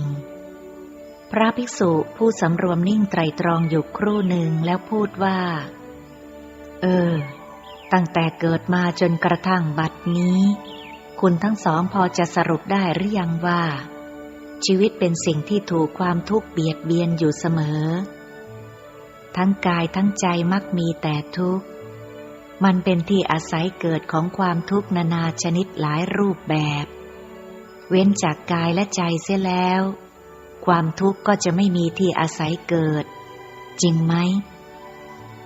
จริงอย่างที่ท่านพูดค่ะชีวิตของคนเรานั้นมีแหล่งอันเป็นที่เกิดความทุกข์ได้6แหล่งคือตาหูจมูกลิ้นกายใจคนเราเวลาทุกข์ก็ทุกข์เพราะการได้เห็นได้ยินได้กลิ่นลิ้มรสสัมผัสทางผิวกายและคิดนึกทางใจนี่แหละเป็นปัจจัยว่าโดยที่จริงแล้วทวารทั้ง6นี้เป็นเพียงกลไกแห่งการรับรู้อารมณ์ที่มากระทบเท่านั้นไม่ได้ให้คุณให้โทษกับใครๆทั้งตัวเองมันก็ไม่ใช่สัตว์ไม่ใช่บุคคลไม่ใช่ชีวะใดๆทั้งสิ้นเป็นกระบวนการทางธรรมชาติที่เกิดขึ้นแล้วก็ดำเนินไปตามเหตุตามปัจจัยเท่านั้นแต่ที่เราต้องเป็นทุกข์เดือดร้อนมีน้ำตาอันนองหน้าก็เพราะว่าเราไม่รู้จักความจริงหรือที่เรียกว่าสัจธรรมอันเกี่ยวกับทวารทั้ง6ของเราวิชาวิปัสสนาเป็นกระบวนการค้นคว้าหาความจริงเกี่ยวกับทวารทั้ง6เหล่านี้จนกระทั่งเกิดปัญญารู้และเข้าไปปรากฏการตามธรรมชาติของทวารทั้ง6เหล่านั้นอย่างท่องแท้ตามความเป็นจริงซึ่งความรู้ความเข้าใจอย่างท่องแท้นี้จะทำให้เราไม่ทุกข์เดือดร้อนกับทวาร6อีกต่อไปมันก็เหมือนกับมนุษย์ยุคหินสมัยก่อนตอนที่วิทยาศาสตร์ยังไม่เจริญมากเหมือนสมัยนี้ซึ่งพวกเขาจะพากันเดือดร้อนเป็นทุกข์เป็นกังวลกับปรากฏการณ์ตามธรรมชาติเอามากๆมีฟ้าร้องฟ้าผ่าภูเขาไฟระเบิดหรือแผ่นดินไหวคราวใดก็หวาดกลัวไปต่างๆนานาคิดปรุงแต่งเอาเองว่าเป็นเพราะอำนาจเทพเจ้าเหล่าผีสางเทวดาบันดาลให้เป็นไปแต่พอต่อมาวิทยาศาสตร์เจริญมากขึ้นมนุษย์เราก็ค้นพบว่าสิ่งเหล่านี้เป็นเพียงปรากฏการณ์ซึ่งเป็นตามธรรมชาติเท่านั้นมิใช่เป็นการดลบันดาลของเทพเจ้าเหล่าอสูรใดๆทั้งสิ้นเมื่อมนุษย์เรามีปัญญารู้ความจริงเช่นนี้แล้วต่อแต่นั้นมนุษย์เราก็มองดูปรากฏการณ์ตามธรรมชาติเหล่านั้นอย่างเห็นเป็นเรื่องธรรมดาสามัญไม่หวาดวิตกกังวลอีกต่อไปผู้ปฏิบัติวิปัสสนาก็เหมือนกันเมื่อปฏิบัติจนถึงขั้นที่เห็นความจริงเกี่ยวกับอารมณ์ทางตาหูจมูกลิ้นกายใจแล้วก็จะเห็นอาการเหล่านั้นตามความเป็นจริงโดยความเป็นปรากฏการณ์ตามธรรมชาติแล้วก็จะไม่เดือดร้อนเพราะการคิดปรุงแต่งอีกต่อไปดังนั้นงานอันดับแรกของเราในตอนนี้คือต้องค้นหาให้ได้เสียก่อนว่าสัจธรรมที่เกิดอยู่ตามทวารทั้ง6นั้นมีอะไรบ้างและแต่ละอย่างมีลักษณะภาวะเป็นอย่างไรแล้วจึงไปถึงลำดับที่ต้องกำหนดรู้อย่างไรจึงจะเป็นวิปัสสนาชายหนุ่มหญิงสาวพยักหน้ารับภิกษุจึงแถลงต่อว่า เราอาจจะแบ่งสัจธรรมที่เกิดอยู่ตามทวารต่างๆนี้ออกเป็น4ขั้นตอนด้วยกันคือ 1. สัจธรรมในขั้นของวิเศษสภาวะในวงเล็บใช้คำวิเศษลักษณะแทนก็ได้ 2. สัจธรรมในขั้นของสามัญญสภาวะหรือไตรลักษณ์สภาวะ 3. สัจธรรมในขั้นของอริยสัจ 4. สัจธรรมในขั้นของมรรคผลนิพพานทั้ง4ขั้นตอนนี้ผู้ปฏิบัติต้องรู้ไปทีละขั้นตอนเพราะแต่ละขั้นตอนเป็นเหตุเป็นผลแก่กันและกันเหมือนกับการเรียนหนังสือที่เริ่มชั้นประถมไปแล้วไปต่อมัธยมต่ออุดมศึกษาตามลำดับผู้ฟังทั้งสองพยักหน้าสายตาจดจ่อไปยังภิกษุอย่างตั้งอกตั้งใจ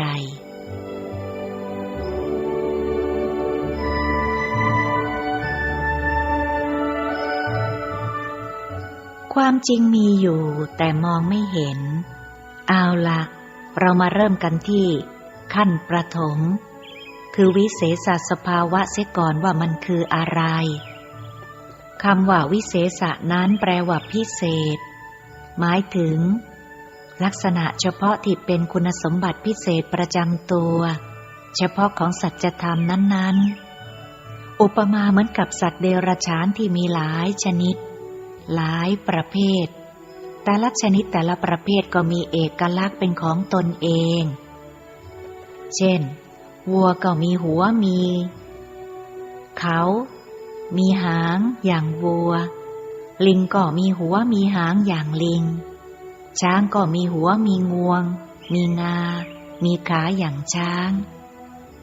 รวมทั้งสัตว์อื่นๆก็มีรูปร่างหน้าตาเป็นเอกลักษณ์ของตนสัจธรรมที่เกิดอยู่ตามทวารทั้ง6ของเราก็เหมือนกันแต่ละชนิดแต่ละประเภทจะมีลักษณะเฉพาะวิเศษสภาวะหรือวิเศษลักษณะของตนอย่างเป็นเอกเทศไม่ปะปนกันตัวอย่างเช่นปฐวีธาตุดินมีอาการแข็งกระด้างหรืออ่อนนุ่มเป็นลักษณะเตโชธาตุไฟมีอาการร้อนหรือเย็นเป็นลักษณะหรือโทสะมีความดุร้ายหยาบกระด้างเป็นลักษณะเมตตามีความเยือกเย็นอ่อนโยนเป็นลักษณะเป็นต้นส่วนคำว่าสภาวะนั้นโดยศัพท์แล้วแปลว่าสภาพความเป็นเองหรือความเป็นของตนนั่นหมายถึงว่าลักษณะเฉพาะสัจธรรมแต่ละชนิดนั้นเป็นสิ่งที่มีอยู่และเป็นอยู่ในตัวของมันเองโดยธรรมชาติไม่ได้มีพระเจ้าองค์ใดบันดาลให้มันเกิดขึ้นสภาวะหรือสภาพความเป็นเองโดยธรรมชาติมีชื่อเรียกอีกอย่างหนึ่งว่าปรมัตถสภาวะหรือปรมัตถอารมณ์ปรมัตถอารมณ์เหล่านี้เองเมื่อมาปรากฏตามทวารต่างๆของเราก็สำคัญผิดว่าสิ่งที่ปรากฏเป็นคนเป็นสัตว์เป็นสิ่งของเป็นเรื่องราวอะไรต่ออะไรต่างๆนานาแล้วแต่เราจะสมมุติเรียกกันทั้งนี้เพราะเราไม่เห็นถึงวิเศษลักษณะของสภาวะนั้นๆมันเป็นความจริงในสิ่งลวงซึ่งเรามองไม่ค่อยเห็นกันปรมัตถอารมณ์เป็นสัจธรรมอันดับแรกที่เราต้องรู้ก่อนว่าเป็นความจริงมีอยู่ในสิ่งที่เราได้เห็นได้ยินได้กลิ่นได้ลิ้มรสสัมผัสทางกายและคิดนึกทางใจเกิดตลอดเวลาที่มีการรู้อารมณ์แต่แม้กระนั้นเราก็ไม่รู้ถึงลักษณะเฉพาะของปรมัตถอารมณ์เหล่านั้นเลยเรารู้แต่เพียงบัญญัติอารมณ์ที่เป็นสมมุติอุปโลกตั้งชื่อเรียกกันต่างๆนานาชายหนุ่มพูดขึ้นด้วยอาการอันฉงนว่ามันเป็นเรื่องแปลกอยู่นะครับของมีอยู่ตลอดเวลาแต่เราไม่เห็นที่ร่างกายคุณหรือว่าของคนอื่นๆนั้น มีเลือดและเนื้อสีแดงฉานอยู่มากมายนอกจากนี้ยังมีเอ็นกระดูกตับไตไส้พุงอีกมิใช่น้อยแต่คุณไม่ได้เห็นส่วนประกอบเหล่านั้นของคุณเองเลยใช่ไหมใช่ครับทำไมถึงไม่เห็นเพราะมีหนังปกปิดอยู่อีกชั้นหนึ่งนี่ครับการที่เราไม่เห็นวิเศษลักษณะนี้ก็เหมือนกันเพราะมันมีอวิชชาที่เป็นไปกับบัญญัติอารมณ์คอยปกปิดไว้อวิชชาที่เป็นไปกับบัญญัติอารมณ์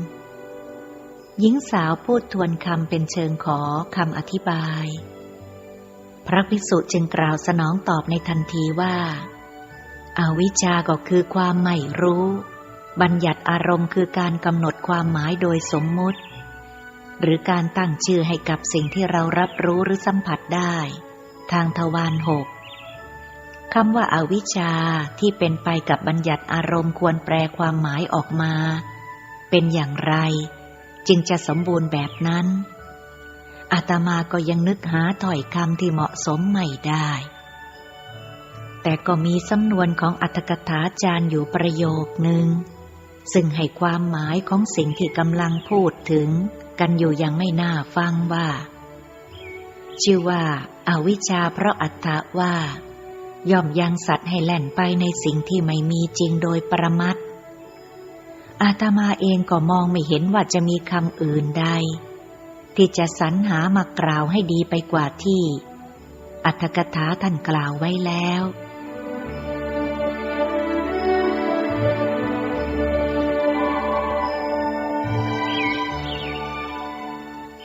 เพิกบัญญัติแล้วจะเห็นปรมัตถ์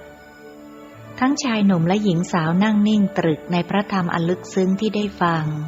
แล้วหญิงสาวก็ถามขึ้นว่าท่านช่วยกรุณาอธิบายคำว่าปรมัตถ์อีกครั้งหนึ่งเถิดเจ้าค่ะคำว่าปรมัตถ์นั้นใช้แทนกันได้กับคำว่าสัจจะซึ่งหมายถึงค่าที่เป็นจริงของอารมณ์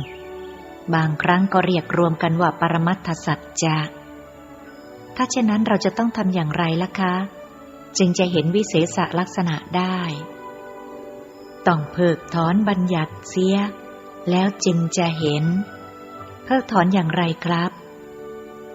ด้วยการใส่ใจพิจารณาในวิเศษลักษณะของปรมัตถอารมณ์หรือเรียกอีกอย่างหนึ่งก็คือ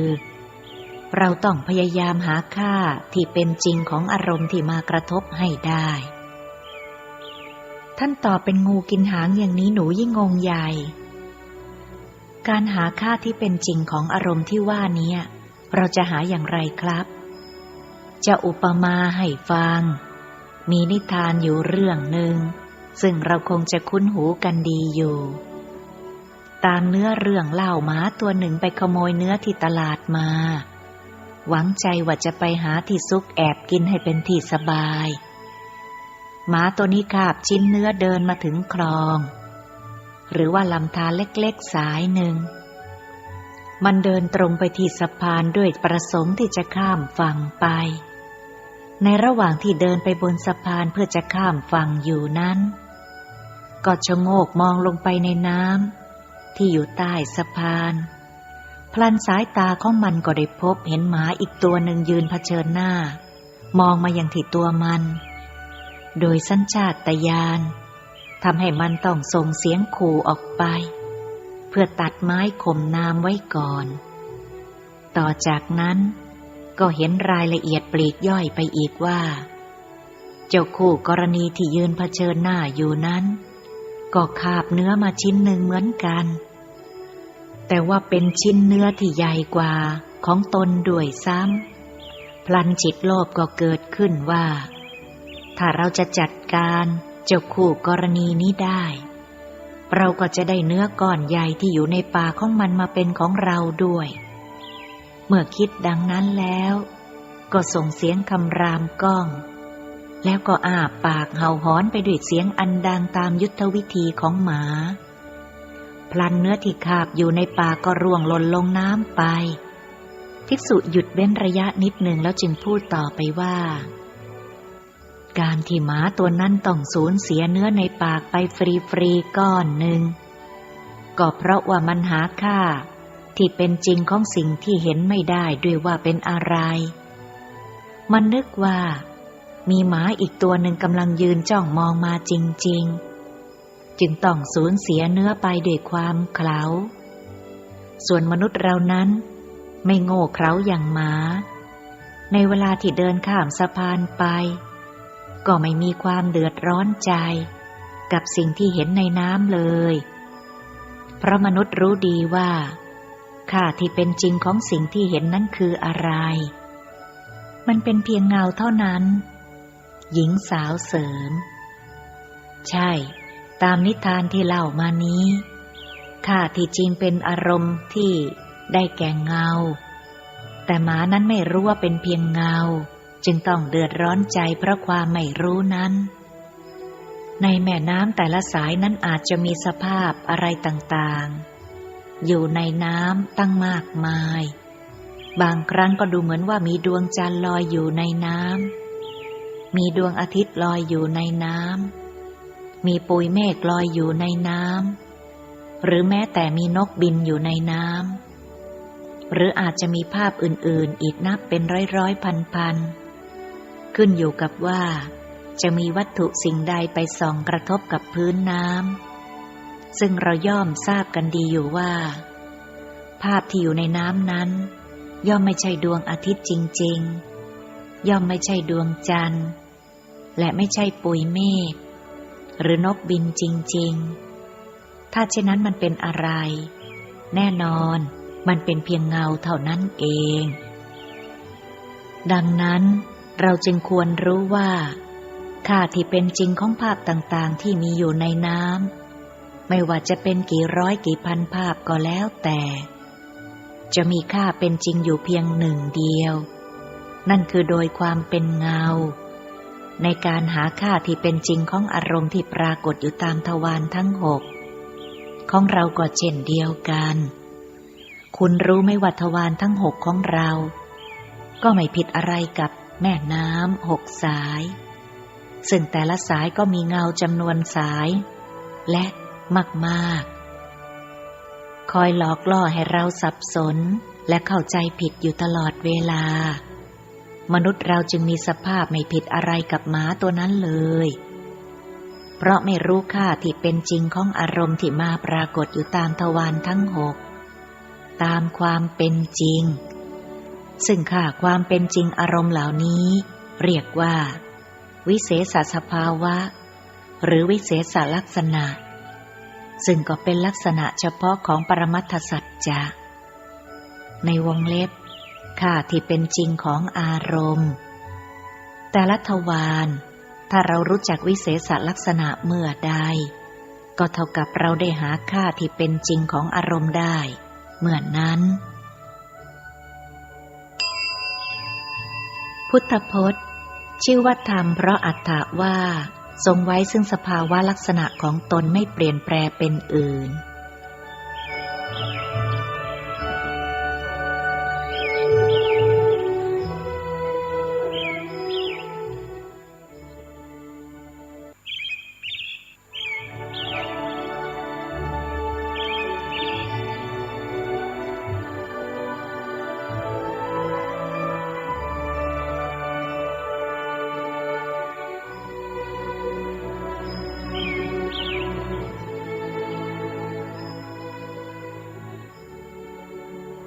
วิเศษลักษณะ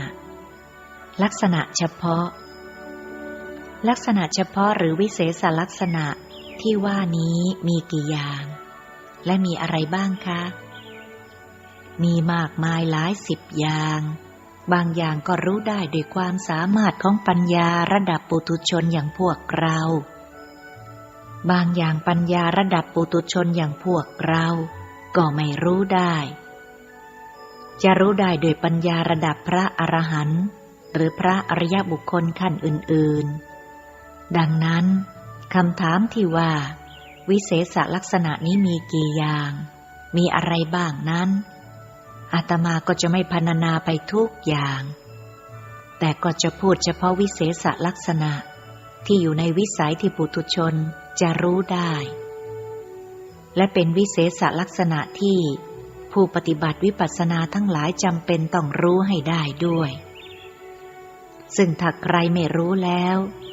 ก็จะไม่ชื่อว่าเป็นนักปฏิบัติวิปัสสนากรรมฐานเลยแม้ว่าจะนั่งสมาธิ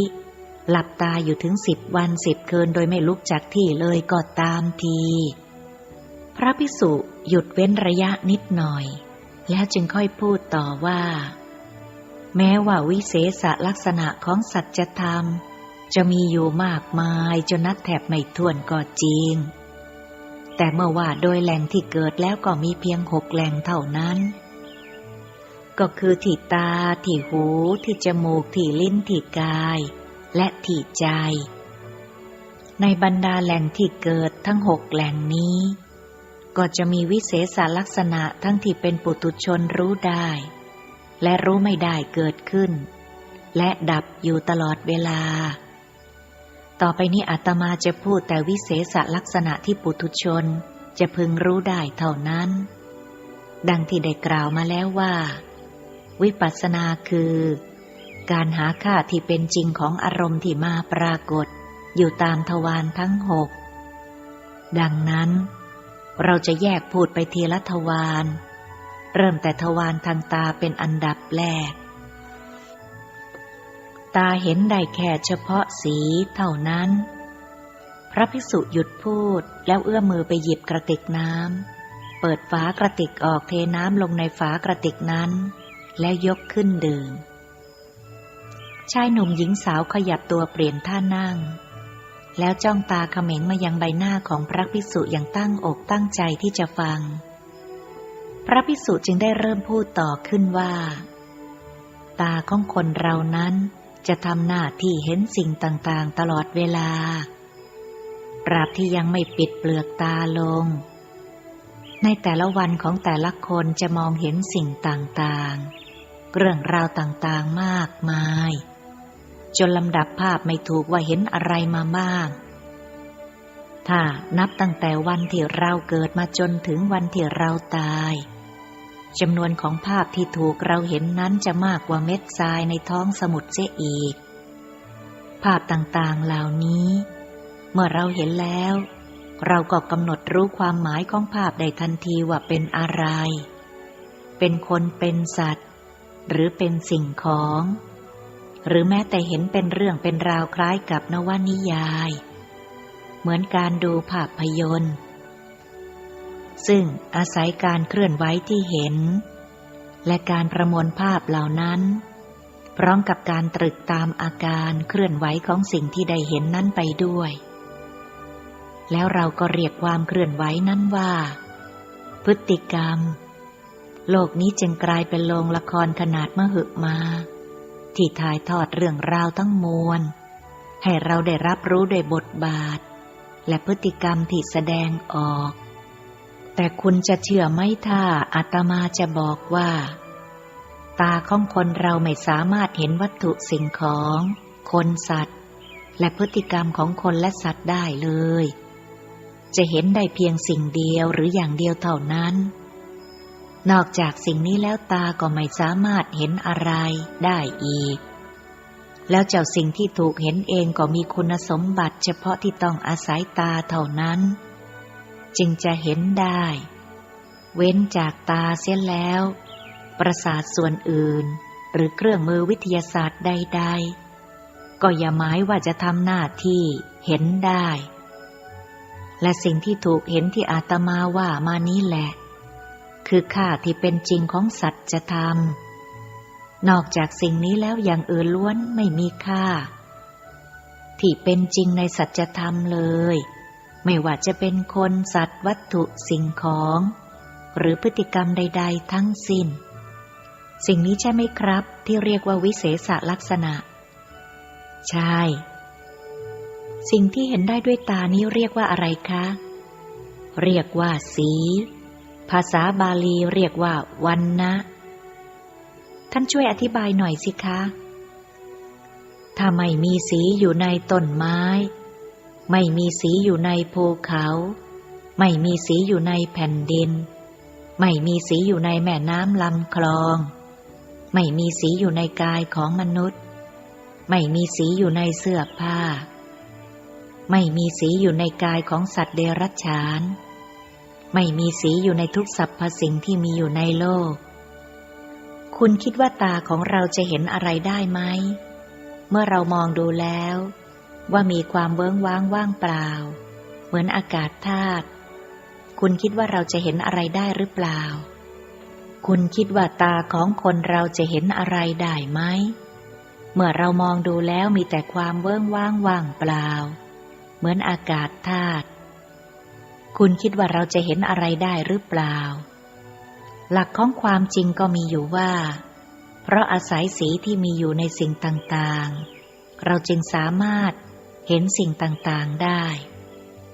และการที่เรากำหนดหมายสิ่งต่างๆที่เห็นได้ว่านี่เป็นสัตว์นี่เป็นคนนี่เป็นวัตถุสิ่งของและอื่นๆอีกตั้งมากมายนั้นก็โดยอาศัยการตัดกันของสีที่เห็นกล่าวคือเมื่อสีทั้งหลายเหล่านี้ตัดกันแล้วย่อมขับเน้นให้เห็นซึ่งรูปทรงสันฐานอันเป็นที่มาของการบัญญัติสมมุติที่เรียกชื่อกันตามรูปทรงสันฐานเมื่อเป็นเช่นนี้เราก็รู้สึกเหมือนกับว่าเราได้เห็นคนเห็นสัตว์เห็นสิ่งของเห็นอะไรต่ออะไรตั้ง108ทั้งที่ความเป็นจริงแล้วสิ่งเหล่านั้นไม่มีแต่เพียงสีเท่านั้นที่เรารู้ได้ทางตาเว้นจากสีแล้วตาจะรู้อะไรไม่ได้เลยแต่การที่เรารู้ว่าสิ่งนี้เป็นคนเป็นสัตว์หรือเป็นสิ่งของนั้นเรามารู้กันที่ทวารทางใจด้วยอำนาจการตรึกคือคิดถึงรูปทรงสันฐานของสิ่งที่เห็นแล้วกำหนดรู้ตามความหมายของสิ่งที่เห็นนั้นตามรูปทรงเมื่อเป็นเช่นนี้การตรึกคิดถึงรูปร่างสันฐานของสิ่งที่เห็นตลอดจนการรู้ความหมายของสิ่งที่เห็นนั้นก็ย่อมจะไม่ใช่อารมณ์ที่เกิดทางตาแต่เป็นอารมณ์ที่เกิดทางใจซึ่งเราจะต้องไปหาค่าที่เป็นจริงในเชิงสัจธรรมกันอีกว่าอารมณ์ต่างๆที่เกิดทางใจนั้นโดยปรมัตถอารมณ์แล้วได้แก่อะไรและมีวิเศษลักษณะอย่างไร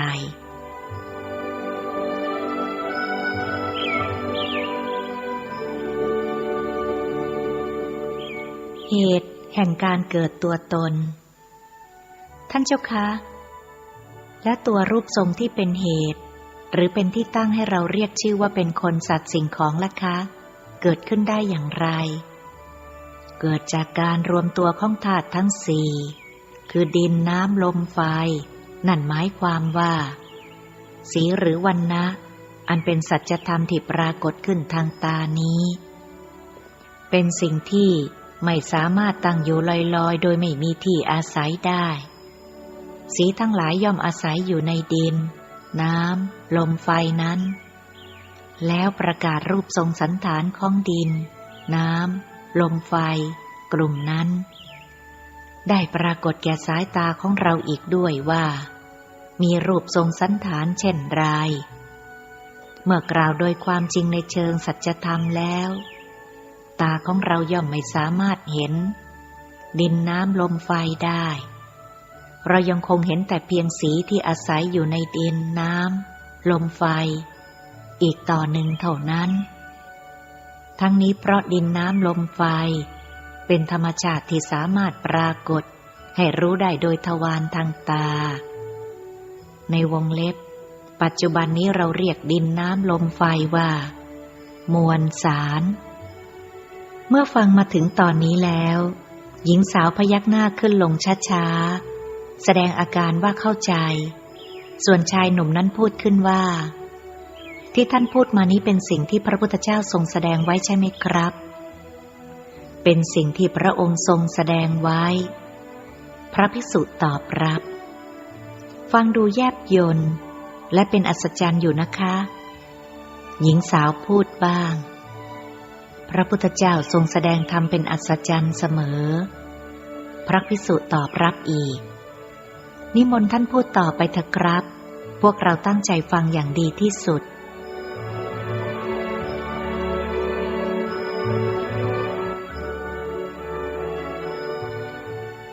ความจริงในสิ่งลวงบทที่2รูปและนามคืออะไรภาพยนตร์ที่เขาฉายกันทั่วไปอยู่ในเวลานี้จะไม่มีความหมายอะไรเลยถ้าไม่มีคนดูคนที่แต่งตัวสวยๆประดับประดาจนแพรวพราวไปทั้งตัวก็เหมือนกันเพราะต้องการจะให้คนอื่นชมดูเขาจึงแต่งเช่นนั้นถ้าเจ้าตัวต้องการจะนอนหลับอยู่ในห้องนอนของตัวเองก็ไม่รู้ว่าจะแต่งไปทำไมเราจะเห็นว่าเรื่องทำนองนี้ความสำคัญของคนดูนั้นมีค่ามากต่อสิ่งที่ถูกดูการเห็นภาพแต่ละภาพของคนเราก็เหมือนกันถ้ามีแต่สีที่มีอยู่ในสิ่งต่างๆเพียงแต่ฝ่ายเดียวโดยไม่มีการเห็นสีนั้นสีที่มีอยู่ในสิ่งต่างๆก็ไม่มีความหมายอะไรเหมือนกับเงินที่มีค่าเพราะคนใช้ถ้าไม่มีคนใช้แล้วเงินก็จะไม่แตกต่างกับเศษกระดาษเลยพระภิกษุหยุดเว้นระยะนิดหนึ่งแล้วจึงพูดต่อว่าภาพต่างๆที่เราเห็นกันอยู่ทุกวันนี้ก็เหมือนกันเราเห็นได้เพราะมีธรรมชาติอย่างหนึ่งในตัวเรา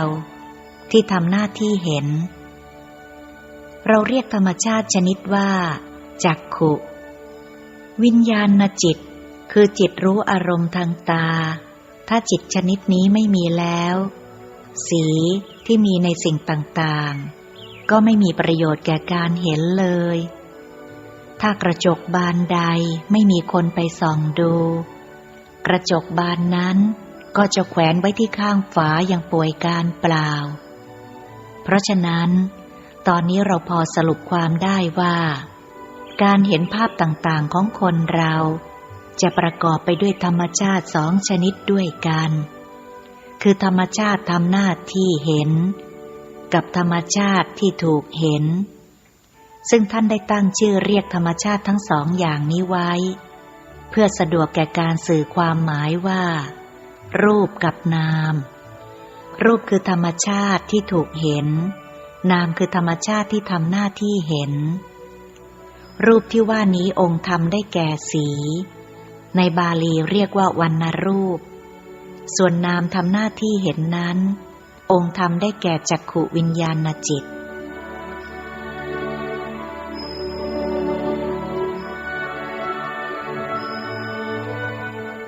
เนื้อแท้ของสิ่งทั้งปวงองค์ธรรมคำว่าองค์ธรรมนี้หมายความว่าอะไรคะคือตัวเนื้อแท้ของสิ่งที่เราพูดถึงขนมในเมืองไทยของเรามีหลายอย่างหลายชนิดบางชนิดก็เรียกว่าปลากริมไข่เต่าบางชนิดเรียกว่าบัวลอยบางชนิดเรียกว่าครองแคลงแต่เนื้อแท้แล้วก็ทำจากแป้งเป็นเนื้อแท้ของขนมบัวลอยขนมครองแคลงขนมปลากริมไข่เต่าหญิงสาวออกอุทานทั้งที่พระภิกษุยังพูดไม่จบเมื่อเป็นเช่นนี้ท่านก็ไม่จำเป็นต้องอธิบายต่อจากนั้นท่านก็วกเข้าหาประเด็นเติมต่อว่าธรรมชาติในฝ่ายนามธรรมเฉพาะทางตานั้นนอกจากจะมีธรรมชาติที่ทำหน้าที่เห็นหรือทำหน้าที่รู้อารมณ์ทางตาแล้วก็ยังมีธรรมชาติชนิดอื่นๆเกิดร่วมอีก3อย่างคือ 1. ธรรมชาติทำหน้าที่จำอารมณ์ภาษาบาลีเรียกว่าสัญญาในเวลาที่คุณเห็นภาพต่างๆที่ปรากฏเฉพาะหน้าคุณก็จะจำสิ่งที่เห็นได้ทันทีว่ามันคืออะไรหรือถ้าสิ่งไหนที่คุณไม่เคยเห็นมาก่อนธรรมชาติชนิดนี้ก็จะทำหน้าที่บันทึกความจำไว้ในขณะนั้นเลยการที่คนเราสามารถจำเรื่องราวต่างๆได้ตั้งมากมายจนนับจำนวนแทบไม่ได้และบางเรื่องก็นานแสนนานแล้วแต่ก็ยังจำได้นั้นก็เพราะธรรมชาติที่ชื่อว่าสัญญาตัวนี้แหละ 2. ธรรมชาติทำหน้าที่เสวยอารมณ์ภาษาบาลีเรียกว่าเวทนาหมายถึงการได้เสวยความสุขความทุกข์หรือความเฉยๆเมื่อขณะตาของเราได้เห็นภาพคุณคงไม่ปฏิเสธว่าคุณมีความรู้สึกปลาบปลื้มยินดีหรือไม่ก็มักจะมีความทุกข์ความโศกหรือไม่ก็รู้สึกเฉยๆไม่อย่างใดก็อย่างหนึ่งเสมอเมื่อเวลาคุณเห็นสิ่งต่างๆในชีวิตประจำวันค่ะบางครั้งก็เก็บเอาไปทุกข์ตั้งหลายวันหญิงสาวตอบรับส่วนชายหนุ่มก็ได้แต่พยักหน้าพระภิกษุจึงกล่าวต่อไปว่า 3. ธรรมชาติในฝ่ายนามธรรมอันดับต่อไปก็ได้แก่ธรรมชาติที่ทำหน้าที่ปรุงแต่งในอารมณ์ภาษาบาลีเรียกว่าสังขารแปลว่าการปรุงแต่งในบรรดาสิ่งที่คุณเห็นทั้งปวงนั้นว่าโดยค่าที่เป็นจริงแล้วองค์ธรรมก็ได้แก่สีมีแต่สีเท่านั้นนอกจากสีแล้วตาที่เห็นอะไรอื่นไม่ได้แต่ปรากฏว่าเรากลับเห็นอะไรต่ออะไรมากมายเป็นเรื่องเป็นราวกลายเป็นละครโรงใหญ่ไปได้และตลอดระยะเวลาอันยาวนานในประวัติศาสตร์มีคนจำนวนไม่น้อยเลยที่ต้องน้ำตาไหลเพราะการได้เห็นเป็นปัจจัยทั้งนี้ก็เพราะอาศัยธรรมชาติที่ชื่อว่าสังขารนี้เป็นตัวการปรุงแต่งให้กลายเป็นเรื่องเป็นราวเป็นสิ่งนั้นเป็นสิ่งนี้ไปต่างๆนานานอกจากนี้ความรู้สึกต่างๆที่มีต่อสิ่งที่เราเห็นเช่นความโกรธความรักความชังความเมตตาความอิจฉาริษยาและอื่นๆอีกนับไม่ถ้วนก็ล้วนแต่เป็นสังขารธรรมทั้งนั้นปรุงแต่งให้เป็นไปเบ็ดเสร็จรวมธรรมชาติที่เป็นฝ่ายนามธรรมสี่อย่างด้วยกันคือธรรมชาติที่รู้อารมณ์หนึ่งเรียกว่าวิญญาณขันธ์ธรรมชาติที่เสวยอารมณ์หนึ่งเรียกว่าเวทนาขันธ์ธรรมชาติที่จำอารมณ์หนึ่งเรียกว่าสัญญาขันธ์ธรรมชาติที่ปรุงแต่งอารมณ์หนึ่งเรียกว่าสังขารขันธ์บวกธรรมชาติอีกหนึ่งอย่างที่เป็นรูปธรรมคือสีหรือวรรณรูปเป็นรูปขันธ์รวมกันก็เป็นสัจจะแห่งธรรมชาติที่เกิดทางตา5อย่างซึ่งเราเรียกรวมกันว่าขันธ์5พุทธพจน์การเข้าไปสงบระงับความคิดปรุงแต่งเสียได้เป็นสุข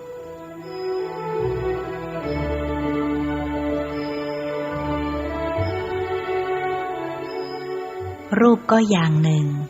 นามก็อย่างหนึ่งกระผมปฏิบัติธรรมมาหลายครั้งได้ยินคำว่ารูปกับนามขันธ์5บ่อยๆเพิ่งจะมาเข้าใจจริงๆตามที่ท่านอธิบายนี่แหละครับภิกษุจึงกล่าวต่อว่าเมื่อเราเห็นสิ่งทั้งหลายเป็นเพียงขันธ์5อย่างนี้แล้วความเป็นสัตว์บุคคลตัวตนเราเขาก็จะมีไม่ได้นอกจากนี้เราต้องรู้อีกด้วยว่าธรรมชาติเป็นรูปกับธรรมชาติที่เป็นนามต่างกันอย่างไรสามารถแยกแยะได้ด้วยอำนาจการระลึกรู้ว่ารูปก็อย่างหนึ่งนามก็อย่างหนึ่งเป็นคนละสิ่งกันท่านกล่าวเสริมด้วยอำนาจการระลึกรู้ได้โปรดช่วยขยายความนี้หน่อยนะครับขันธ์5เกิดดับอย่างรวดเร็วมากและเกิดดับติดต่อกันไปอย่างสืบเนื่องไม่ขาดสายเราไม่ได้เกิดขึ้นแล้วตั้งอยู่นานๆเพื่อรอให้เราศึกษาหรือพิสูจน์ค้นคว้าเกิดแล้วดับทันทีดังนั้นทันทีที่เขาเกิดขึ้นเราจึงต้องระลึกรู้และกำหนดรู้ให้ทันกับอารมณ์ที่เกิดดับอย่างรวดเร็วนั้นและต้องระลึกรู้อยู่บ่อยๆเนืองๆจนเป็นพละคือกำลังเป็นอำนาจพอที่จะไม่เข้าใจผิดไปว่า ขันธ์ห้าที่เกิดดับอยู่ในแต่ละทวาร นั้นเป็นสัตว์บุคคลหรือเป็นสิ่งนั้นสิ่งนี้นี่เป็นสำนวนที่อาตมาใช้สื่อความหมายเพื่อให้เกิดความเข้าใจได้ง่ายหน่อยเท่านั้น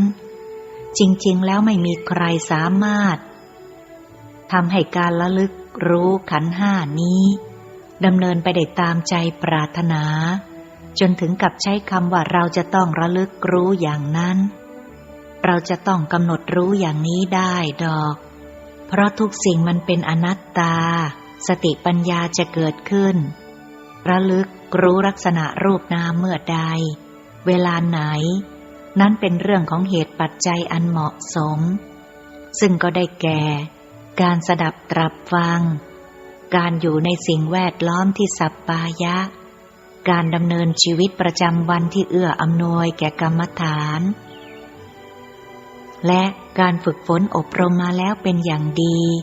ตลอดจนกระทั่งการไต่ถามท่านผู้รู้บ้างตามการอันควร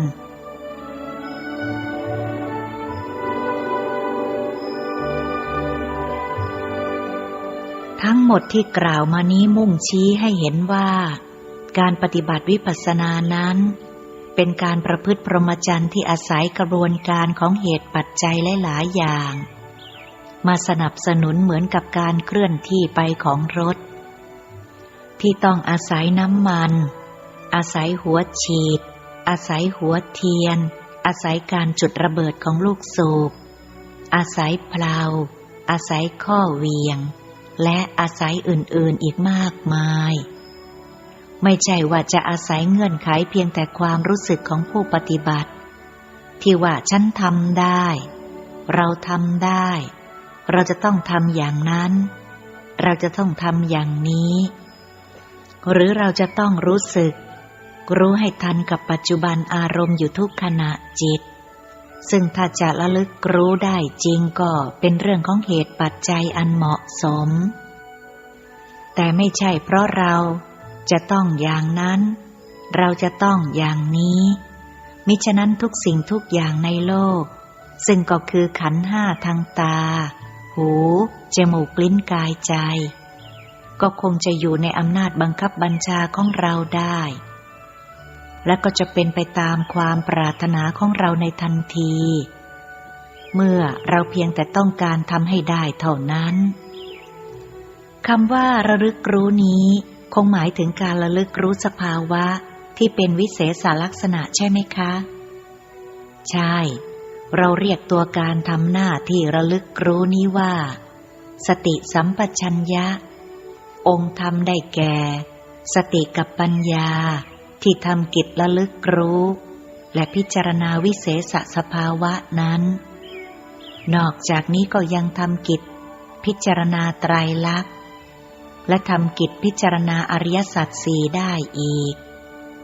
ซึ่งก็ยังไม่ขอกล่าวในที่นี้เนื่องจากว่าเป็นการระลึกรู้ขั้นสูงต่อไปเอาไว้ถ้าเรามีโอกาสได้สนทนากันมากกว่านี้อาตมาก็จะนำมากล่าวให้ฟังตามลำดับเป็นอันว่าทางตาเราหาค่าที่เป็นจริงพบแล้วว่าได้แก่สีและการรู้สีสีเรียกว่ารูปการรู้สีเรียกว่านามนอกจากนี้ก็ยังมีการเสวยสุขทุกข์การจำได้ในอารมณ์และการปรุงแต่งในอารมณ์ซึ่งก็เป็นธรรมชาติอยู่ในฝ่ายนามธรรมเหมือนกันพระภิกษุกล่าวสรุปพุทธพจน์พึงตามรักษาจิตของตนด้วยสติเหมือนคนประคองบาตรที่เต็มไปด้วยน้ำมัน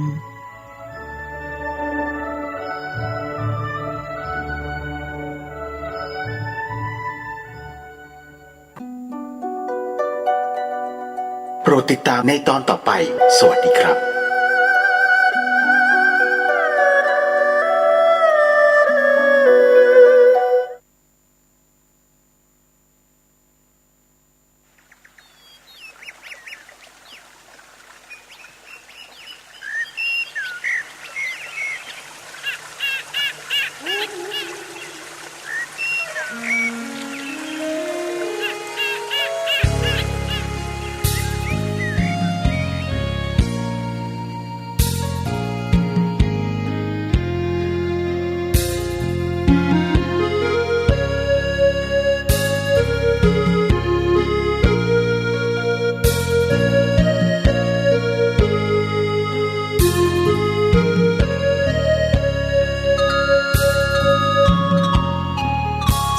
ว์โลกทุกตัวกลัวตายเหมือนกันฉะนั้นยายเข็นฆ่าฟันทั้งที่มันไม่มีพิษภัยกลับคอยรักษาความสมดุลป่าดงพงไพรออกหาอาหารเลี้ยงกายถูกยิงตายเพราะคนใจดำอาจมีลูกน้อยต้องคอยเลี้ยงดูขาดพ่อแม่คอยอุ้มชูลองคิดดูผู้ได้รับกรรมคงหิวโหยหาอย่างเวทนาโทตาดำหากไม่หยุดการกระทำเวรกรรมต้องตามสนองปานาติปากาเวรมณีขาดสินข้อนี้ชีวิตหม่นหมองอายุจะสั้นไร้คู่เคียงครองผลกรรมคือต้องทุกข์ทนจนตายหยุดเถิดปราณปรายเพราะได้เมตตาสัตว์โลกล้วนกรรมนำพารู้สื่อภาษาแค่พูดไม่ได้สายตาอ้อนวอนขอชีวิตหยุดคิดทำร้ายมันมีชีวิตจิตใจกลัวเจ็บกลัวตายเหมือนกันกับเรา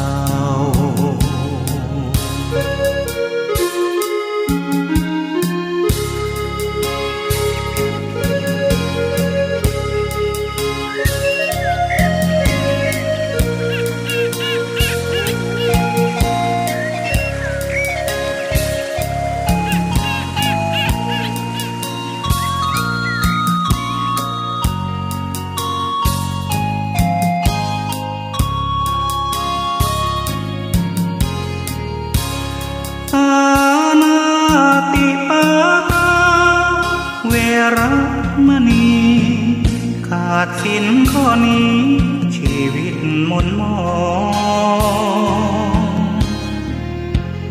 อายุจะสั้น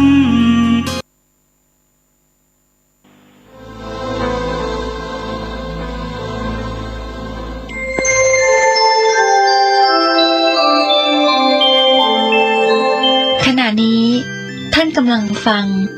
สถานีวิทยุกระจายเสียง FM 104.5 เมกะเฮิรตซ์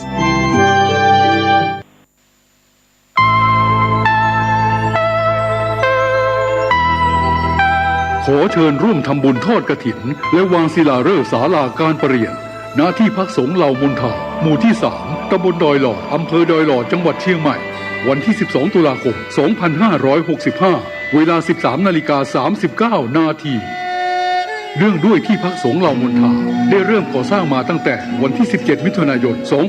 2565 เพื่อเป็นสถานที่ประกอบพิธีทางพระพุทธศาสนาและเป็นศูนย์รวมจิตใจของศรัทธาประชาชนทั่วไปโดยจะได้ทำการสร้างเสนาสนะถาวรวัตถุที่มั่นคงให้เหมาะสมกับที่จะยกฐานะเป็นวัดในพระพุทธศาสนาสืบไป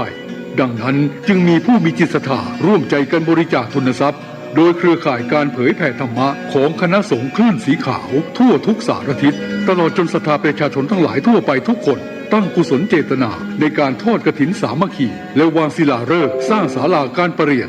ณที่พักสงฆ์เหล่ามนทาตามกำหนดการดังนี้วันที่ 5-11 ตุลาคม 2565 เป็นวันตกแต่งดาวเตรียมสถานที่วันที่ 12 ตุลาคม 2565 เป็นวันทอดกฐินและวางศิลาฤกษ์เวลา 8 นาฬิกาถึง 12 นาฬิกาเปิดโอกาสให้ศรัทธาประชาชนทำบุญตามอัธยาศัยและร่วมตอกไม้มงคลตามกุศลเจตนาเวลา 11 นาฬิกาถวายเพลพระสงฆ์และเลี้ยงอาหารประชาชนแบบโรงทานเวลา 12:30 นาทีเริ่มแห่ต้นกฐินสามัคคีแต่ละสายบุญและแห่แผ่นศิลาฤกษ์เวลา 13:30 นาทีประกอบพิธีวางศิลาฤกษ์และทอดกฐินณ ในโอกาสอันเป็นบุญกุศลแห่งการสร้างวัดใหม่และทอดกฐินพร้อมวางศิลาฤกษ์สร้างศาลาการประเรียนครั้งนี้จึงขอกราบนิมนต์พระสงฆ์ครูบาอาจารย์และเชิญชวนศรัทธาพุทธศาสนิกชนทุกท่านได้ร่วมบุญตอกไม้มงคลปฐมฤกษ์เป็นมหามงคลอันยิ่งใหญ่ในวันที่ 12 ตุลาคม 2565 นี้ด้วยขออำนาจคุณพระศรีรัตนตรัยและสิ่งศักดิ์สิทธิ์ทั้งหลายตลอดจนพระสยามเทวาธิราชด้วยอำนาจเดชเดชะเทวาอารักษ์รุกขเทวดาภูมิเทวะพระแม่ธรณีคุณพ่อคุณแม่จงแผ่ไพศาลด้วยบุญแห่งการให้ทานของท่านทั้งหลายจงเป็นพลวะปัจจัยส่งเสริมสนับสนุนให้เศรษฐีใจบุญนายทุนใจดีและผู้มาร่วมงานทุกท่านจงมีอายุวันนะสุขะปฏิภาณสมบูรณ์ตลอดกาลนานเถิดสาธุกฐินทานคือสังฆทานบุญทานยิ่งใหญ่1 เดือนข่าวสารเพื่อการประชาสัมพันธ์ขอเชิญชวนศรัทธานักศีลนักบุญทั้งหลายร่วมงานทำบุญทอดกฐินสามัคคีของวัดร้องอ้อตำบลสันติเชื่ออำเภอเมืองจังหวัดเชียงใหม่ตรงกับวันอาทิตย์ที่ 6 พฤศจิกายน พุทธศักราช 2565 ขึ้น 13 ค่ำเดือนยี่ทอดถวายกับพระสงฆ์ที่จำพรรษาท่วนไตรมาสของวัดร้องอ้อเวลา 9:30 นาทีเป็นต้นไปขอเชิญชวนร่วมงานบุญกฐินสามัคคีของวัดร้องอ้อตำบลสันติเชื่ออำเภอเมืองเชียงใหม่จังหวัดเชียงใหม่ตรงกับวันอาทิตย์ที่ 6 พฤศจิกายน 2565 ช่วงเช้า 9:30 นาทีได้บุญได้กุศลโดยพร้อมเพรียงกันสร้างมนุษย์สมบัติสวรรค์สมบัตินิพพานสมบัติเพิ่มพูนสักกฐินทานคือสังฆทานบุญทานยิ่งใหญ่1 เดือนท่านกำหนดไว้นับตั้งแต่วันพิธีทำบุญทอดกฐิน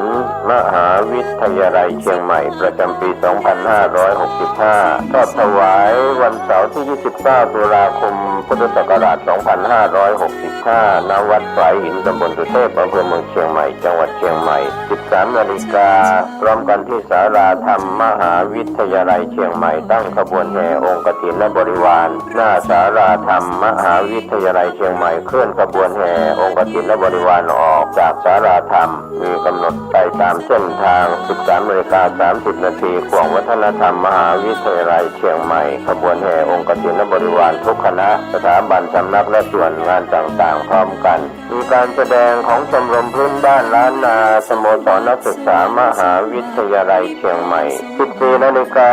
เคลื่อนขบวนแห่องค์กฐินและบริวารเข้าสู่วัดฝายหินประธานในพิธีจุดธูปเทียนบูชาพระรัตนตรัยไหว้พระสมาทานเบญจศีลกล่าวคำถวายผ้ากฐินแด่พระสงฆ์น้อมผ้ากฐินถวายพระสงฆ์อัปโลกกฐินถวายไตรธรรมแด่พระสงฆ์กรรมการสภามหาวิทยาลัยอธิการบดีรองอธิการบดีผู้ช่วยอธิการบดีประธานกรรมการส่งเสริมมหาวิทยาลัยคณบดีผู้อำนวยการสถาบันสำนักศูนย์กองประธานสภาพนักงานมหาวิทยาลัยนายกสโมสรมหาวิทยาลัยนายกสโมสรนักศึกษามหาวิทยาลัยตามลำดับถวายไตรธรรมแด่พระสงฆ์อนุโมทนากรวดน้ำรับพรลาพระสงฆ์ 15:30 นาทีประกาศผลรางวัลการประกวดขบวนกฐินก็เป็นข่าวสารงานทำบุญทอดกฐินมหาวิทยาลัยเชียงใหม่ประจำปี 2565 ตรงกับวันเสาร์ที่ 29 ตุลาคม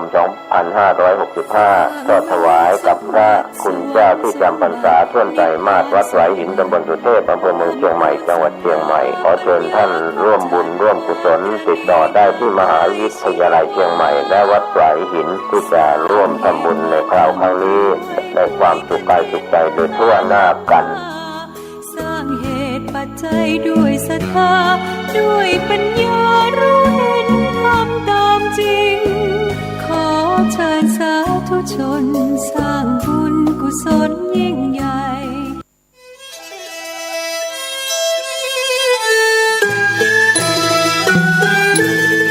ข อเชิญร่วมทำบุญทอดกฐินสามัคคีณวัดทุ่งหลวงอำเภอแม่แตงจังหวัดเชียงใหม่ในวันอาทิตย์ที่ 6 พฤศจิกายน 2565 พิธีการดังนี้ 9 นาฬิกาเริ่มพิธีกล่าวองค์การบวงสรวง 10 นาฬิกา 9 นาที พระสงฆ์เจริญชัยมงคลคาถาห่มผ้าพระธาตุ 10 นาฬิกา 30 นาที ทอดกฐินสามัคคีแด่พระสงฆ์จำพรรษาจำนวน 5 รูปขอเชิญร่วมทำบุญกฐินได้ที่บัญชีธนาคารกรุงเทพสาขาตลาดแม่มาลัยชื่อบัญชีพระอธิการอินคำทิตะปุญโญเลขที่ 458-016-9367 หรือสอบถามเพิ่มเติมได้ที่พระสมศักดิ์ปัญญาวโรโทร 0819196632ที่นี่สถานีวิทยุ FM 104.50 เมกะเฮิรตซ์วัดฝายหินมหาวิทยาลัยเชียงใหม่จังหวัดเชียงใหม่รายการต่อจากนี้ไปขอเชิญท่านผู้ฟังทุกท่านเข้าสู่รายการดีมีคุณค่าน่าติดตามรายการเกษตรเพื่อชีวิตดำเนินรายการโดยกลุ่มรักเกษตรประสานงานโดยนายพิชัยคงพิทักษ์คณะเกษตรมหาวิทยาลัยเชียงใหม่หมายเลขโทรศัพท์053944030ขอเชิญทุกท่านติดตามรับฟังได้ณบัดนี้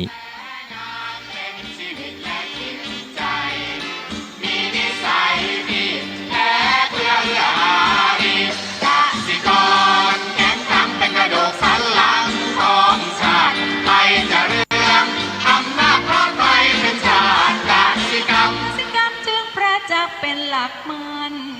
อาชีพสำคัญผู้ไทยที่ไรสีใครจะเก็บใครจะแข็งแรงทวี สวัสดีครับท่านผู้ฟังพบกับรายการเกษตรเพื่อชีวิตสำหรับวันนี้เสนอเรื่องกรอบงานและกรอบเวลาก่อนเข้าสู่รายการก็มีธรรมะมาฝากท่านผู้ฟังหัวข้อจากหนังสือพจนานุกรมพุทธศาสตร์ฉบับประมวลศัพท์เรียบเรียงโดยประเทศเวทีประยุทธ์โตมหาจุฬาลงกรณราชวิทยาลัยพิมพ์เผยแพร่ปี2533หัวข้อธรรมะวันนี้คือบุคลัญยุตาความเป็นผู้รู้จักบุคคลคือรู้ความแตกต่างแห่งบุคคลว่าโดยอัธยาศัยความสามารถและคุณธรรมเป็นต้นเป็นอย่างไร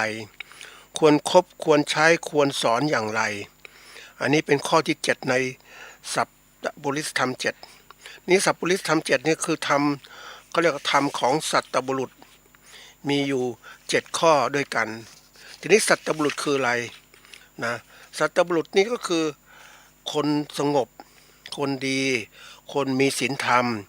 คนที่ประกอบด้วยสัพพบุริสธรรม7นั่นแหละก็คือสัตตบุรุษนะเป็นคนที่ดีมีศีลธรรมเราจะเวลาตัดสินอะไรต่างๆเนี่ยที่ยกหัวข้อนี้เข้ามาก็เพราะว่าเดี๋ยวนี้บุคคลเยอะมากนะท่านผู้ฟังบุคคลเยอะมากแล้วเราก็ถ้าเราต้องคบหาสมาคมมากมายแต่ทีนี้เราจะทำยังไงดีที่เราจะสามารถที่จะรู้แยกแยะคนเหล่านั้นว่าเป็นคนดีหรือไม่ดีเราก็ต้องเลือกคบเพราะว่ามันถ้าเลือกคบคนไม่ดีมันก็มีแต่ปัญหาเราต้องพยายามเลือกคบคนดีทีนี้คนดีก็ต้องมีดัชนีชี้วัดเนี่ยชี้วัดต่างๆก็คือใช้สัพพบุริสธรรม7นี่แหละเป็นตัวชี้วัดว่าเป็นคนยังไงบ้างนะรู้จักเหตุรู้จักผลรู้จักตนรู้จักประมาณรู้จักการเวลารู้จักประชุมรู้จักสังคมและรู้จักบุคคลนะเป็นอย่างไรเราก็สามารถรู้ได้เมื่อเขาแสดงออกด้วยสิ่งเหล่านี้เราก็สามารถวัดเขาว่าเป็นคนดีหรือไม่เพราะนั้นท่านผู้ฟังก็เอาหลักนี้ไปวัดเลยเพราะเราต้องรู้จักเลือกคบคนนะท่านผู้ฟังคนที่เรามีคือถ้าเรารู้จักเลือกคบคนที่ดีปุ๊บเนี่ยคนดีจะนำสิ่งที่ดีมาให้คนชั่วก็นำสิ่งที่ชั่วมาให้ นะมันก็เป็นสิ่งที่ต้องเลือกถ้าท่านไม่มีตัวเลือกจะต้องพยายามพิจารณาเอาหลักธรรมะไปใช้หลักธรรมพุทธเจ้านี่แหละเอาไปใช้ในการพิจารณาคนได้เลยแล้วก็เลือกตัดสินใจเพราะคนดีเนี่ยสัตบุรุษคนดีคนสงบคนมีศีลธรรมอย่างเนี้ยคนมีศีลมีธรรมนะเป็นตัวที่จะช่วยทำให้เขาเป็นคนดีเพราะนั้นเราเลือกคนดีก็จะปลอดภัยเราก็จะดีด้วยเขาจะนำสิ่งที่ดีมาให้นะวันก่อนก็มีโอกาสไปดูเขาเรียกสังคมของคนที่เขาเรียกว่าสนุกสนานเพลิดเพลินด้วยอบายมุขก็คือดื่มเหล้ากันเต็มไปหมดเลยนะไปดูเขาทำไมเขาก็เพลิดเพลินในความสุขของเขานั่นแหละเพราะเขาคิดว่าสิ่งนี้เป็นความสุขของเขาแล้วก็คนเข้าไปก็ต้องดื่มมันก็ทำให้คนดื่มมันก็มีความเป็นกันเองมีความเป็นเพื่อนแต่บางคนไม่ดื่มก็ต้องดื่มเพราะว่าต้องมีความเป็นเพื่อนกันเวลาเมาก็มันก็เป็นเพื่อนนะมันก็คือมันก็หลงรวมตัวกันไปนั่นแหละแต่ถามว่าเฮ้ยสิ่งเหล่านี้มันดีไหมนะมันต้องพิจารณาท่านผู้ฟังเพื่อนพาไปทางผิดมันก็ยังไม่ใช่เพื่อนที่ดีอันนี้เป็นสิ่งสำคัญนะทำให้เราเสียเงินเสียทองเสียเวลาเสียสุขภาพด้วยในตัวอย่างอันนี้เราก็เลือกคนดีเป็นใช่ไหมแล้วว่าคนเวลาเราดูคนเนี่ยสมมติว่าคนที่เขามาบอกว่าเป็นคนดีในสังคมมีเยอะแยะอ้างตัวว่าเป็นคนดีคือพวกที่ใช้การโฆษณาชวนเชื่อฉันเป็นคนดีฉันเป็นคนมีศีลมีธรรมฉันช่วยเหลือคนนู้นคนนี้มากมายทีเดียวประวัติศาสตร์ฉันดีงุ้นดีงี้ก็สร้างขึ้นมาแต่ท่านผู้ฟังอย่าลืมนะเดี๋ยวนี้ยุคปัจจุบันเนี่ยเขาใช้สื่อคือเรื่องที่ทำให้ติดต่อกันง่ายเนี่ยสื่อทางเทคโนโลยีทางการสื่อสารก็สามารถสร้างข่าวสร้างเหตุการณ์ต่างๆได้แล้วก็สร้างการแสดงตัวตนออกมาดูดีไปหมดนะมันทำให้เรานั้นถ้าเราจะเลือกคบก็ต้องดูให้ดีเพราะว่าต้องมีสติปัญญารู้เท่าทันอารมณ์ถ้าเราหลงไปเชื่อเขาเนี่ยมันน่าสงสารนะท่านผู้ฟังมันน่าสงสารคือตัวสงสารใครสงสารคือตัวเราว่าทำไมเราเนี่ยไม่ฉลาดพอหลงไปกับเขาหลอกเราไปก็เป็นอย่างนั้นนะเคยเห็นคนพวกนี้เยอะมากนะท่านผู้ฟังไอ้คนที่มันเป็นคนที่หลอกคนอื่นนะมันสร้างเขาเรียกสร้างตัวเองมันดูดีสร้างตัวเองดูดีแล้วก็หลอกก่อนไปเจอคนที่หลอกแบบนี้ก็คือคนที่ให้ซื้อเงินนะบิตคอยเอาเรื่องมันลงทุนเลยบิตคอยประเทศไทยขุดบิตคอยได้งูนี่ไอ้คนหัวหน้าเนี่ยดูมันทำตัวทำอะไรทำหน้าดีนะมั้งมีคนมีศีลมีธรรมนั่งสมาธิภาวนาโอ้ยคนแก่คนเฒ่าที่มีเงินเนี่ยเป็นข้าราชการก็ไปลงทุนเลยซื้อนี่มีค่าเงินสูงขึ้นแต่ถามว่าเฮ้ยมีหลักเกณฑ์ในการยึดถือไหมมันไม่มีท่านผู้ฟังไม่มีปุ๊บมันเราจะถ้าเรียกร้องเงินต่างๆเนี่ยมันจะได้คืนไหมมันไม่มีอะไรสักอย่างเดียวมันจะมีสัญญามีอะไรแล้วแต่จะเป็นแบบมันหลอกลวงกันได้ขนาดบัญชีธนาคารเองก็ตามเนี่ยนะหรือบางคนยืมเงินให้สัญญายืมเงินต่างๆออกมาปุ๊บเขายืมไปแล้วไม่ใช่จะทำไงไปฟ้องคืนเขาก็ทำตัวล้มละลายเสียคดีล้มละลายมันไม่เสียหายอะไรนานนักติดคุกก็ติดไปแต่ออกมาก็สามารถเอาเงินมาใช้ได้อีกเห็นไหมเพราะนั้นวันนี้เราต้องเลือกคบคนมันอันตรายมากเราเนี่ยคนที่น่าสงสารคือตัวเราถ้าเราหลงนะอย่างบอกให้เราทำเอาตัวอย่างเนี่ยหลงตามนโยบายรัฐบาลทำนู่นทำนี่นะถ้าถามว่าทำแล้วรับผิดชอบกับเราไหมให้เราเป็นเกษตรกรปลูกนู่นปลูกนี่ปลูกยางพาราปลูกเต็มไปหมดเลยนะแล้วคุณรองรับตลาดเราไหมคุณก็ไม่รองรับตลาดเพราะว่าอะไรกรมกองการยางก็อยู่กรมวิชาการเกษตรไอ้กรมกระทรวงเกษตรอีกกรมค้าขายก็อยู่กระทรวงพาณิชย์ต่างกรมต่างก็ทำหน้าที่ของเขาไม่ยุ่งเกี่ยวกันก็ได้เพราะนั้นเวลาผลิตมาแล้วเนี่ยขายไม่ได้ก็ทำยังไงใครรับผิดชอบไม่มีใช่ไหมภาครัฐส่งเสริมก็บอกฉันมีหน้าที่ส่งเสริมคุณเป็นผู้ทำแล้วคุณก็ต้องหาตลาดเองนะฝ่ายกรมกระทรวงพาณิชย์ก็บอกฉันก็ไม่รู้เรื่องนี้คนจะค้าขายไงคุณทำเองก็คุณรับผิดชอบเองที่สุดมันลงที่ไหนรู้ไหมท่านผู้ฟังก็คือตัวเกษตรกรนั่นแหละต้องรับผิดชอบตัวเองนี่เพราะนั้นวันนี้คุณจะทำยังไงคุณจะไม่เป็นผู้ที่ถูกคนอื่นเขาหลอกให้ทำโน่นทำนี่คุณต้องฉลาด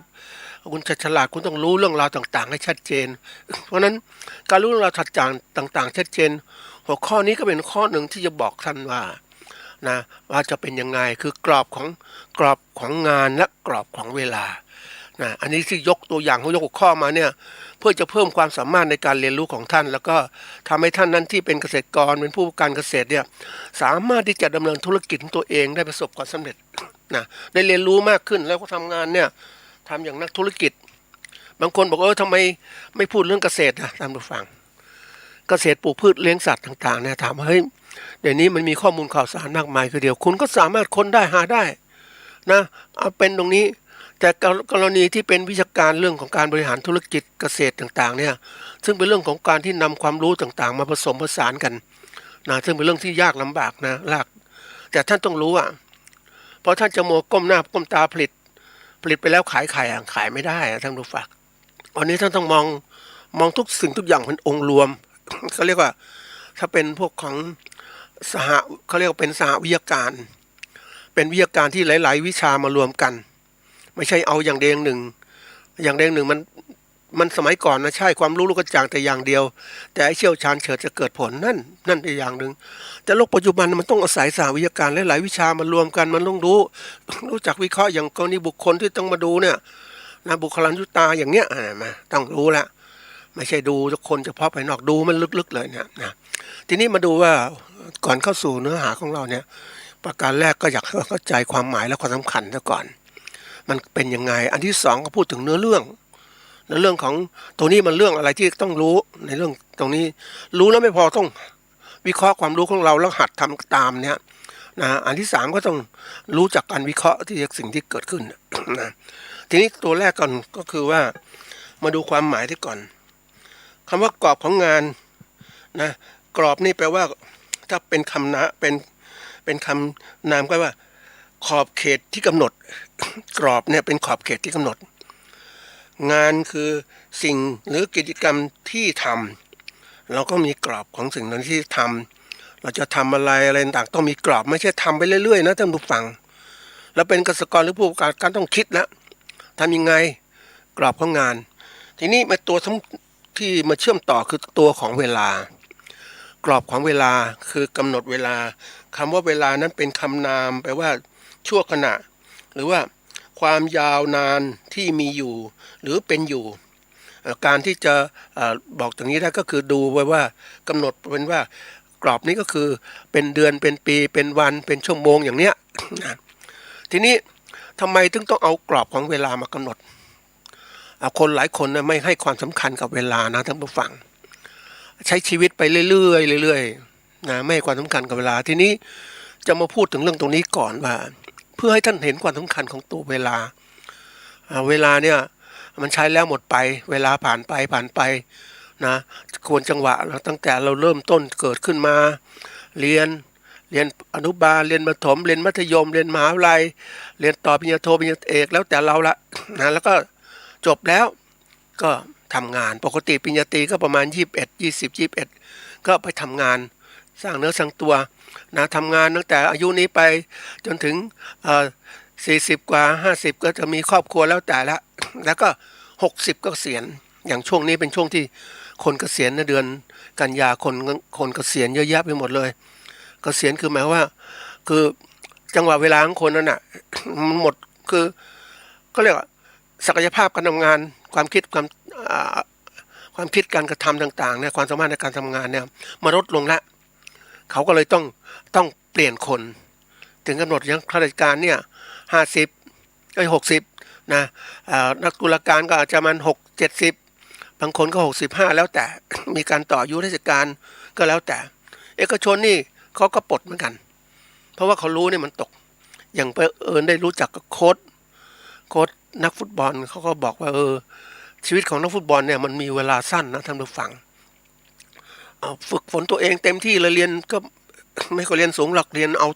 อาเวลามาฝึกฝนทำงานก็อาจจะประมาณ17-18ก็ทำงานได้แข่งฟุตบอลได้แล้วประมาณสัก30 ปีก็หรือ35 ปีก็ต้องปลดละเพราะว่าร่างกายมันชราลงแล้วเนี่ยมันทำงานเยอะวิ่งต่างๆเหล่านี้เนี่ยเพราะนั้นไอ้เรื่องของเวลาเนี่ยมันสำคัญมากคนก็พูดถึงเวลาเนี่ยบอกว่าถ้าพูดถึงเวลาเนี่ยจริงๆมันหมดไปทุกวันนะเราจะทำอะไรก็ตามเนี่ยมันจะลองผิดลองถูก แล้วก็คิดอย่างลองผิดลองถูกมันก็ไม่เขาเรียกอะไรประสบความสำเร็จช้าวิธีการจะไม่ลองผิดลองถูกคือเอาวิชาการที่คนอื่นเขาทำไว้แล้วเนี่ยเอามาใช้เลยที่เขาประสบความสำเร็จเอามาใช้ไม่ใช่มาทดลองอีกแล้วบางเรื่องนี่ไม่จำเป็นต้องลองแล้วอย่างวิชาของธรรมะของพระเจ้าสอนเนี่ยพระเจ้าตรัสรู้แล้วได้ธรรมะมาแล้วก็สอนคนนี่แหละเราเป็นผู้ที่เดินตามมาเนี่ยเราจะไปทดลองอย่างนี้โอ้โหพระเจ้าบำเพ็ญเพียรต้องกี่ปีกว่าจะตรัสรู้ออกจากครอบครัวมาเนี่ย29มาปฏิบัติธรรมนะทดลองต่างๆถึง35ปีเนี่ยโอ้บำเพ็ญเพียรทุกอย่างหมดเลยแล้วก็ได้ตรัสรู้แล้วก็สอนคนตั้งแต่45ปีจนถึง80ปี45ปีนี่จนเข้านิพพานเข้าพระนิพพานเนี่ยทำไมเราไม่เอาความรู้นี้มาต่อยอดล่ะเราจะไปศึกษาทดลองเองทำไมแล้วมันมีอยู่แล้วผู้ทรงสอนเราแล้วก็รีบทำสิกรณีเดียวกันเนี่ยวิชาทางโลกก็เหมือนกันคนที่เขาประสบความสำเร็จเขาก็เขียนตำรับตำราแล้วก็ไปอ่านมานะไม่ต้องไปทดลองเองอีกแล้วปกติคนที่ประสบความสำเร็จเขาจะลองนะเขาไม่ได้ลองเขาเอาพวกนี้ไปใช้เลยด้วยความมุ่งมั่นเขาเนี่ยเขาก็เอาเขารู้คนนู้นอยากจะรวยเขาอยากจะรวยอย่างนี้เขาก็รีบทำแล้วก็รีบทำไปหาวิธีการต่างๆในการทำไงประสบความสำเร็จนี่ได้มีโอกาสพบเกษตรกรที่พัฒนาตัวเองจากคนงานนะท่านผู้ฟังจากคนงานเนี่ยเป็นลูกจ้างรายเดือนนี่แหละเป็นคนงานเขาแต่ด้วยเจ้าตัวเองมีความมุ่งมั่นว่าอยากจะรวยตั้งเป้าหมายแล้วอยากจะรวยก็พัฒนาตัวเองจากเป็นลูกจ้างก็หาความรู้ทุกอย่างเลยบริหารเสร็จแล้วก็มาทำธุรกิจทำการเกษตรตัวเองเป็นผู้ประกอบการเป็นผู้ที่ว่าทำอาชีพเกษตรกรมืออาชีพนะท่านผู้ฟังขยับเกษตรกรจากมืออาชีพก็กลายเป็นอะไรผู้ประกอบการจากขนาดเล็กขนาดกลางแล้วขนาดใหญ่เลยโอ้ยวางแผนทุกอย่างจากคนที่มีความรู้น้อยนะท่านผู้ฟังอายุก่อนประมาณจบป .4 เขาทำได้ขนาดนั้นนะเขามีความมุ่งมั่นนะแล้วก็รวยตอนนี้ก็สามารถจะขายได้มหาศาลทีเดียวใหญ่โตมากเลยท่านผู้ฟังแล้วเพลินได้คุยกับเขาเนี่ยมันเป็นอะไรที่แบบเขาเก่งนะคนที่ประสบความสำเร็จต่างๆเนี่ยมีความมุ่งมั่นแล้วก็รู้จักใช้เวลาของชีวิตที่เขาอยากประสบความสำเร็จคือรวยเขาก็มีความมุ่งมั่นทำขยันใช้เวลาต่างๆไปดูงานกับเขาเนี่ยโหเขาขับรถนะกลางวันเนี่ยเขาบอกกลางคืนเป็นควันกลางวันเป็นไฟประเภทอย่างนั้นกลางคืนก็คบคิดปัญหาต่างๆหมดเลยจะทำนู่นทำนี่กลางวันก็โอ้ทำงานไปดูงานดูคนงานตรวจต่างๆทั้งหมดมันเป็นยังไงคุมงานทั้งหมดเลยเนี่ยแล้วก็สร้างโรงงานต่างๆของเขานี่คือตัวอย่างท่านผู้ฟังหลายคนประสบความสำเร็จเพราะเขามีความมุ่งมั่นในการทำก็ใส่ใจเขาให้ความสำคัญกับเวลามากถึงที่ผู้ดำเนินรายการเอาเวลามาพูดเพราะอยากให้ท่านมีความตั้งอกตั้งใจจริงๆมาทำการเกษตรต่างๆนี่หลายคนมาเพราะว่านะคือปกติทำการเกษตรก็ประกอบอาชีพตามพ่อแม่นั่นแหละนะแล้วนี้ประกอบพ่อแม่ก็แน่นอนก็มีความท่านก็มีความรู้ระดับหนึ่งแล้วท่านก็สอนเราแต่เราก็รับต่อมาก็ทำตามที่ท่านสอนนั่นแหละแต่เราไม่ได้ไขว่คว้าหาความรู้เพิ่มเติมมันก็ไปไม่ได้นะเกษตรกรแบบอย่างนี้มีเยอะนะอีกกลุ่มนึงเกษตรกรที่คือประเภทที่ว่าทำอะไรไม่ได้แล้วก็อยู่กับการเกษตรคนอื่นบอกเกษตรดีนะมีอาชีพมีความสบายไม่ต้องไปขอใครเขากินทำอาชีพได้สบายจริงๆนะคือคำพูดอย่างนี้มันก็มีจริงทำไปเกษตรกรไม่มีอดนะท่านผู้ฟังถ้าทำจริงไม่มีอดแต่ไม่รวยถ้าไม่มีตัวเงินเข้าไปเพียงแต่ว่าทำมาหากินอยู่ตรงเนี้ยแต่ไม่มีเก็บเท่าไหร่นะเพราะว่าอะไรก็เพราะจะไปค้าขายยังไงก็ถูกเขาเอาเปรียบเยอะแยะไปหมดเลยมันต้องถ้าจะค้าขายดีก็ต้องเปลี่ยนจากค้าขายธรรมดาไม่ผ่านพ่อค้าขายสินค้าด้วยตัวเองสู่ผู้บริโภคอย่างเนี้ยนี่คือตัวสำคัญนี่คือต้องยกระดับตัวเองนะเหมือนเกษตรกรที่เล่าให้ท่านผู้ฟังเป็นผู้ประกอบการเนี่ยเขาเห็นปัญหาแรกๆเขาทำการเกษตรของเขาเนี่ยก็ค้าขายพ่อค้าก็เอาระดับเปรียบแต่เขาไม่มีทางเลือก เขาต้องสู้พยายามต่อไปที่สุดแล้วก็ เปิดตลาดของตนเองนะค้าขายเพราะว่ารู้ว่าโอ้มัน50%นะท่านผู้ฟังอย่างเขาก่อนที่เล่าถึงกล้วยอย่างเงี้ยซื้อกล้วยมาหวีละ5 บาทมาขายหวีละ10 บาทหรือ15 บาทหรือ20 บาทเหมาเข้ามาอย่างเงี้ยเกษตรกรขายหวี5 บาทหมดเลยใหญ่เล็กต่างๆหมดเลยแต่เขาเองเนี่ยเขาค้าขายเพียงรับมาแล้วก็มันสุกไปเรื่อยๆค้าขายจาก5 บาทมาเป็น10 บาทถ้าค้าขายกำไรละ5 บาทเนี่ยหวีละ5 บาท5 บาทหรือบางที่10 บาท15 บาทอย่างเงี้ยคือมันเป็นอะไรที่ไม่ต้องลำบากท่านผู้ฟังค้าขายนะถ้าคนเก่งนะคำนวณเป็นนะสบายอาชีพคนแก่นะอันนี้ที่คุยคนแก่ขายกล้วยนะก็ทำมาเป็นเกษตรกรมานานก็เจอกฎราคาต่างๆแกก็เลยเพิ่งรู้ว่าเฮ้ยค้าขายเองดีกว่าแกก็เลยค้าขายแต่ว่ามันเขาเรียกอะไร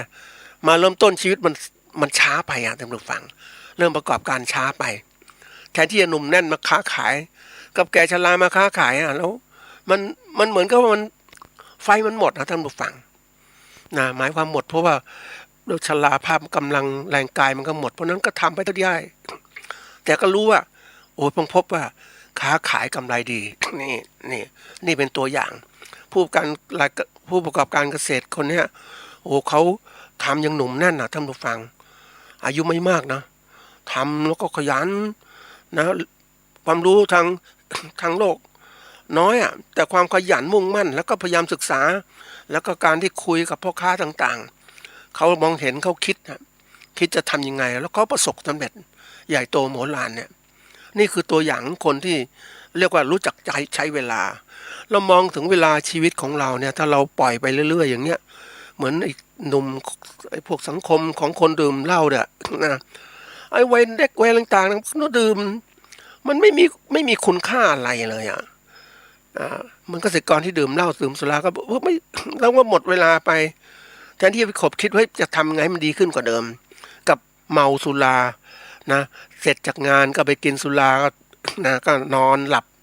นะแล้วตื่นเช้ามาก็ทำงานเหมือนเดิมแล้วหมดเงินไปอีกต่างหากแล้วเมื่อไหร่จะรวยเนี่ยเกษตรกรไทยนี่ต้องยอมรับนะว่า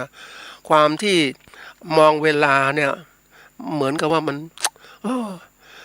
ก็ไม่มีคุณค่าอะไรมันก็ทุกวันก็ตื่นมาก็มีวันหนึ่งแล้ววันข้างหน้าก็ตื่นมาแล้วนะทีนี้มันเวลาสำคัญนะท่านผู้ฟังมีบางคนก็พูดว่าโอ้ตัวเลขที่ได้มามากอายุมากๆเนี่ยถามว่ามันไม่ใช่เรื่องง่ายนะมันผ่านการลงทุนมาเยอะผ่านการกินการรักษาต่างๆมามากมายทีเดียวจาก70 ถึง 80โอ้ค่าดูแลต่างๆร่างกายเนี่ยมหาศาลนะทั้งอาหารการกินยารักษาโรคต่างๆไปเที่ยวต่างๆพักผ่อนเพื่อจะดูแลร่างกายตัวเองไม่ใช่ง่ายนะตัวเลขที่เพิ่มมา80 90อย่างเงี้ยนี่เขาเรียกตัวเลขเขามองถึงนี้ไม่ใช่ว่าคนแก่อยู่นานๆแก่ไปอยู่เขาเรียกแก่ไปอยู่นานนะมันเป็นเรื่องที่ว่าถ้านอนอยู่เฉยๆเนี่ยมันเหมือนกับว่ามันไม่มีอะไรท่านผู้ฟังแต่แกยังมีคุณค่านี่สำคัญมากนะดูแลตัวเองให้มีคุณค่าขึ้นอันนี้สำคัญเรามองการต่างๆได้เนี่ยถ้ามองถึงการจัดการชีวิตตัวเองเนี่ยนี่ก็คือการงานนะท่านผู้ฟังเป็นกรอบการใช้ชีวิตของเราถ้าเรามองชีวิตของเราเฮ้ยมันเกิดมาต้องมีคุณค่าเกิดมาต้องทำงานที่มีคุณค่าเป็นคนดีนะมีศีลมีธรรมเนี่ยจะทำให้เราเกิดภพชาติที่ดีนี่คือกรอบงานของเราเพราะฉะนั้นการที่เรามองตรงนี้คือการให้ความสำคัญเกี่ยวกับเวลาใช้แล้วหมดไปอย่างเงี้ยเราทำยังไงเราต้องเตรียมการเพราะนั้นวางแผนชีวิตของเราเนี่ยก็เคยคุยได้คุยกับคนที่เป็นลูกจ้างนะน่าสงสารเหมือนกันนะท่านผู้ฟังลูกจ้างของภาครัฐนะทำงานเป็นลูกจ้างรายเดือนนะท่านผู้ฟังเวลาถึง60 ปีเขาเกษียณคือให้ออกหมดคุณค่าให้ออกถามว่าแล้วคุณมีเงินเก็บอะไรเท่าไหร่นะไม่มีเงินนะท่านผู้ฟังมีเงินใช้ไปก็หมดบางเขาบอกว่ามีเงินประมาณ100,000 กว่าบาทในการเก็บเนี่ยซื้อได้เงินมาก็ซื้อของซื้ออะไรเป็นของใช้ของอะไรต่างๆก็มีซื้อรถบ้างซื้ออะไรมันก็หมดไปมันไม่เหมือนเป็นเงินก้อนนะมันจะเก็บอย่างที่บอกเราได้เงินเยอะๆเขาเก็บได้เยอะใช่ไหมแต่นี่เงินมันได้น้อยเก็บส่วนหนึ่งใช้ส่วนหนึ่งมันไม่มากพอนะเวลาแก่ชราจะเงินที่ไหนใช้ นี่การกำหนดเวลานี่สำคัญมากเลยต้องวางแผนชีวิตบางคนก็ต้องมีตารางแห่งชีวิตที่ฝรั่งก็ชอบเขียนกับตารางชีวิตเกิดมาทำอะไรนะวางว่า20ถึง60 ปีในช่วงเวลาของการเรียกทำงานน่ะ60 ปีเกษียณเพราะนั้นทำงานจริงๆจาก40นะจาก20ถึง60ก็40 ปีเท่านั้นเองมันไม่นานหรอกท่านผู้ฟังเพราะนั้นถ้าเราดูจริงๆแล้วเนี่ยเราต้องมาวางแผนไม่ใช่ปล่อยเวลาผ่านไปนะบางคนเนี่ยอย่างที่เคยได้สัมผัสกับนักศึกษาที่จบใหม่ๆนะกว่าจะสร้างชีวิตเขาเนี่ยคือเขาเรียนมาเยอะนะเป็นกลุ่มนักศึกษาที่จบจากมหาวิทยาลัยในสนทนากับเขาเนี่ยเขาบอกว่าโอ้ตอนจบมาก็ได้เงินก็เที่ยวไปกินไปเที่ยวไปเพราะจากประมาณสัก20นะเรียนจบปริญญาตรีก็21ก็ไปท่องเที่ยวในโลกกว้างทำงานที่ต่างๆเปลี่ยนงานไปเรื่องต่างหมดเลยแล้วกว่าจะเริ่มตั้งตัวตอนไหนเลยเขามาบอกว่าโอ้ตอนอายุ40โอ้โหจริงๆนะท่านผู้ฟัง20 ปีของการเริงร่าในโลกกว้างสนุกสนานเพลิดเพลินไปแล้วมาถามว่าเฮ้ยมาเริ่มตั้งตัว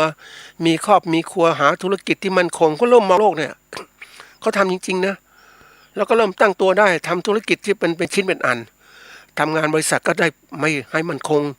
นะแต่ยังบอกว่าทำงานอะไรถ้าเป็นลูกจ้างเขาไม่มีความมั่นคงหรอกต้องเป็นธุรกิจตัวเองมันกำหนดได้เนี่ยโอกาสเขาจะรวยอย่างเงี้ยโอ้โห40 ปีเริ่มตั้งตัวหลังจากนั้นอีก20 ปีก็มุ่งมั่นทำให้รวยเพื่อจะให้เงินมีเงินเก็บไว้ใช้แล้วก็ให้ลูกหลานเนี่ยอันนี้สิ่งสำคัญเพราะฉะนั้นเวลาตรงนี้ต้องพยายามคิดนะคำนึงนะท่านผู้ฟังหลายๆอาชีพเนี่ยต้องคิดคำนึงไม่ว่ามุ่งมองไปทำไปเรื่อยๆเรื่อยๆอย่างเงี้ยเหมือนเราทำการเกษตรแล้วก็ทำเรื่อยๆของเราไปทำเรื่อยๆไม่ได้มองให้เวลามันหมดไปทุกวันแล้วเราจะมาลองผิดลองถูกทำไมแล้วก็ทำมันถูกต้องที่เลยรีบทำซะนะเราถามว่าทำไมต้องรีบ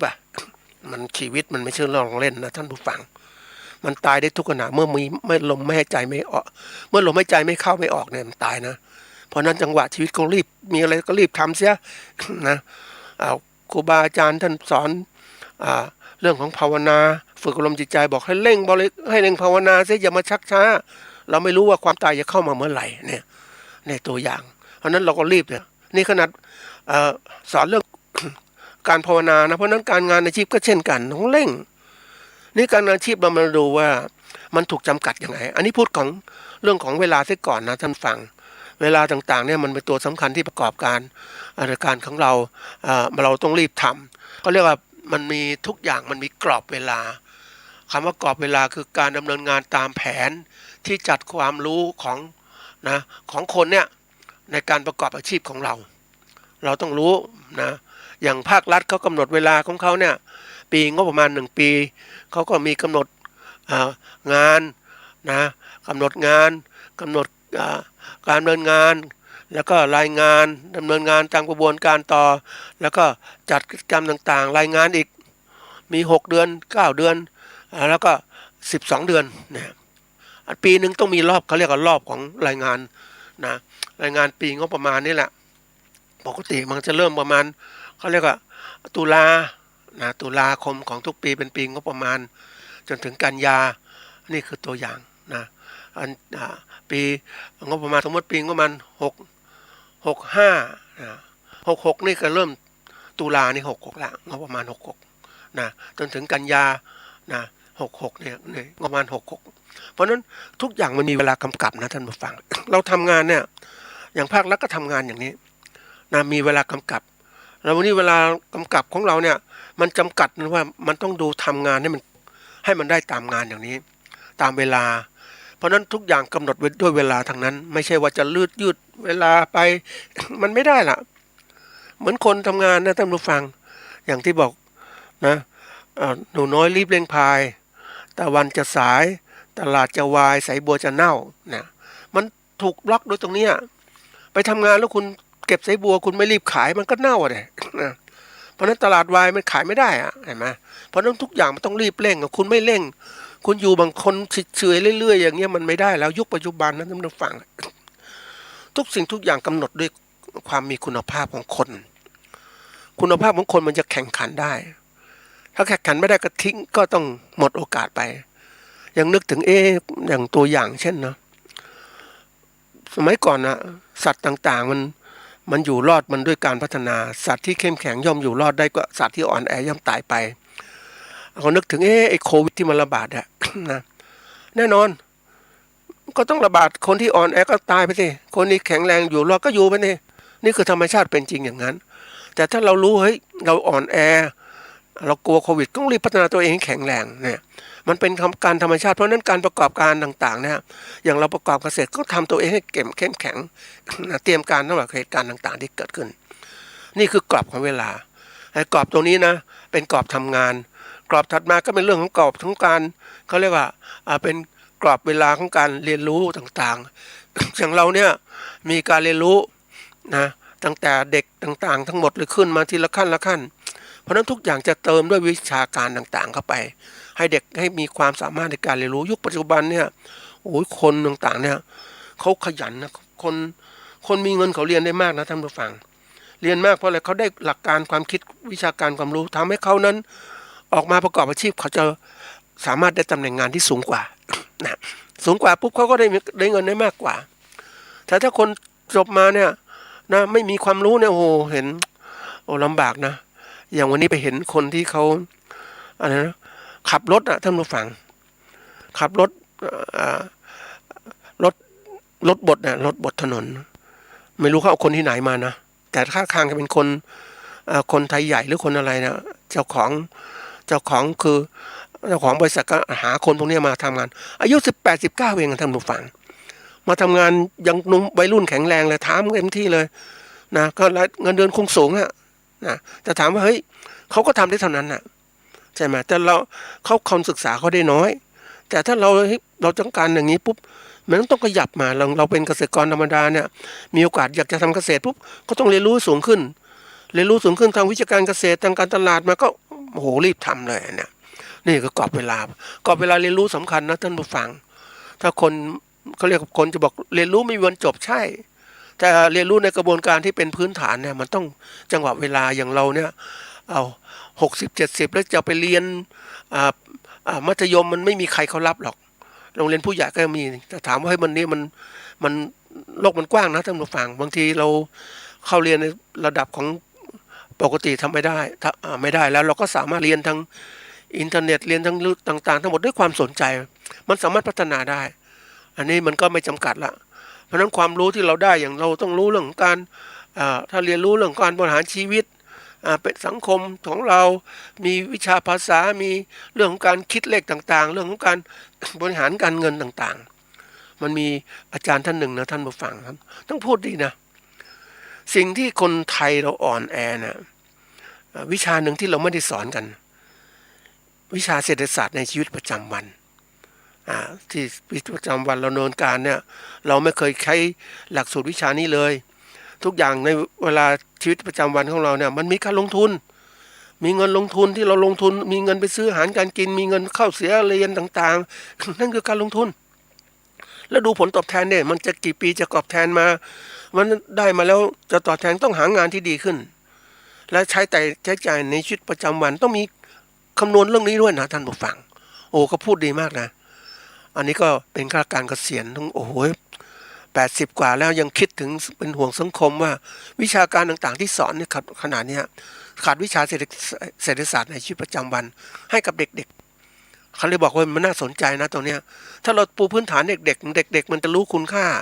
ในสิ่งที่ทำบางส่วนเฮ้ยจะซื้ออาหารอะไรดีนะที่จะมีเงินให้คุ้มค่ากับการลงทุนไม่ใช่กินน้ำไปน้ำหวานเล่นๆแล้วกินเขาเรียกท็อฟฟี่ไปเล่นๆอย่างเงี้ยไม่คุ้มต้องกินอะไรกินน้ำหวานเดี๋ยวนี้น้ำหวานแพงนะท่านผู้ฟังแก้วละ20หรือ10 บาทอย่างเงี้ยแพงทั้งที่ไม่มีอะไรถ้าเราเด็กมีวิชาความรู้เรื่องนี้ปุ๊บมันจะรู้เลยว่ามันคุ้มกับการกินไหมจะกินอาหารอะไรดีที่มีคุณค่าทางอาหารสูงอย่างเนี้ยนี่คือ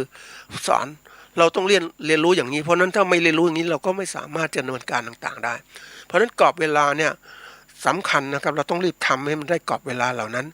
กำหนดงานต่างๆเนี่ยนะทีนี้มาถึงว่าไอ้กรอบของงานนะกรอบงานพวกคนทำเนี่ยมันเป็นเรื่องที่ว่าปกติคนนะทำงาน ก็คิดงานเป็นใหญ่นะงานเป็นใหญ่เลยเอางานที่นี้สิ่งที่พูดเหมือนการพูดถึงเอาเวลามาก่อนเพราะว่าอยากจะบอกท่านผู้ฟังว่าเดี๋ยวนี้คนไม่ให้ความสำคัญกับเวลาแล้วเวลามันหมดไปเนี่ยนะเราก็มาเขาเรียกว่า เราก็มาเพลิดเพลินกับสิ่งต่างๆจนกระทั่งลืมเวลา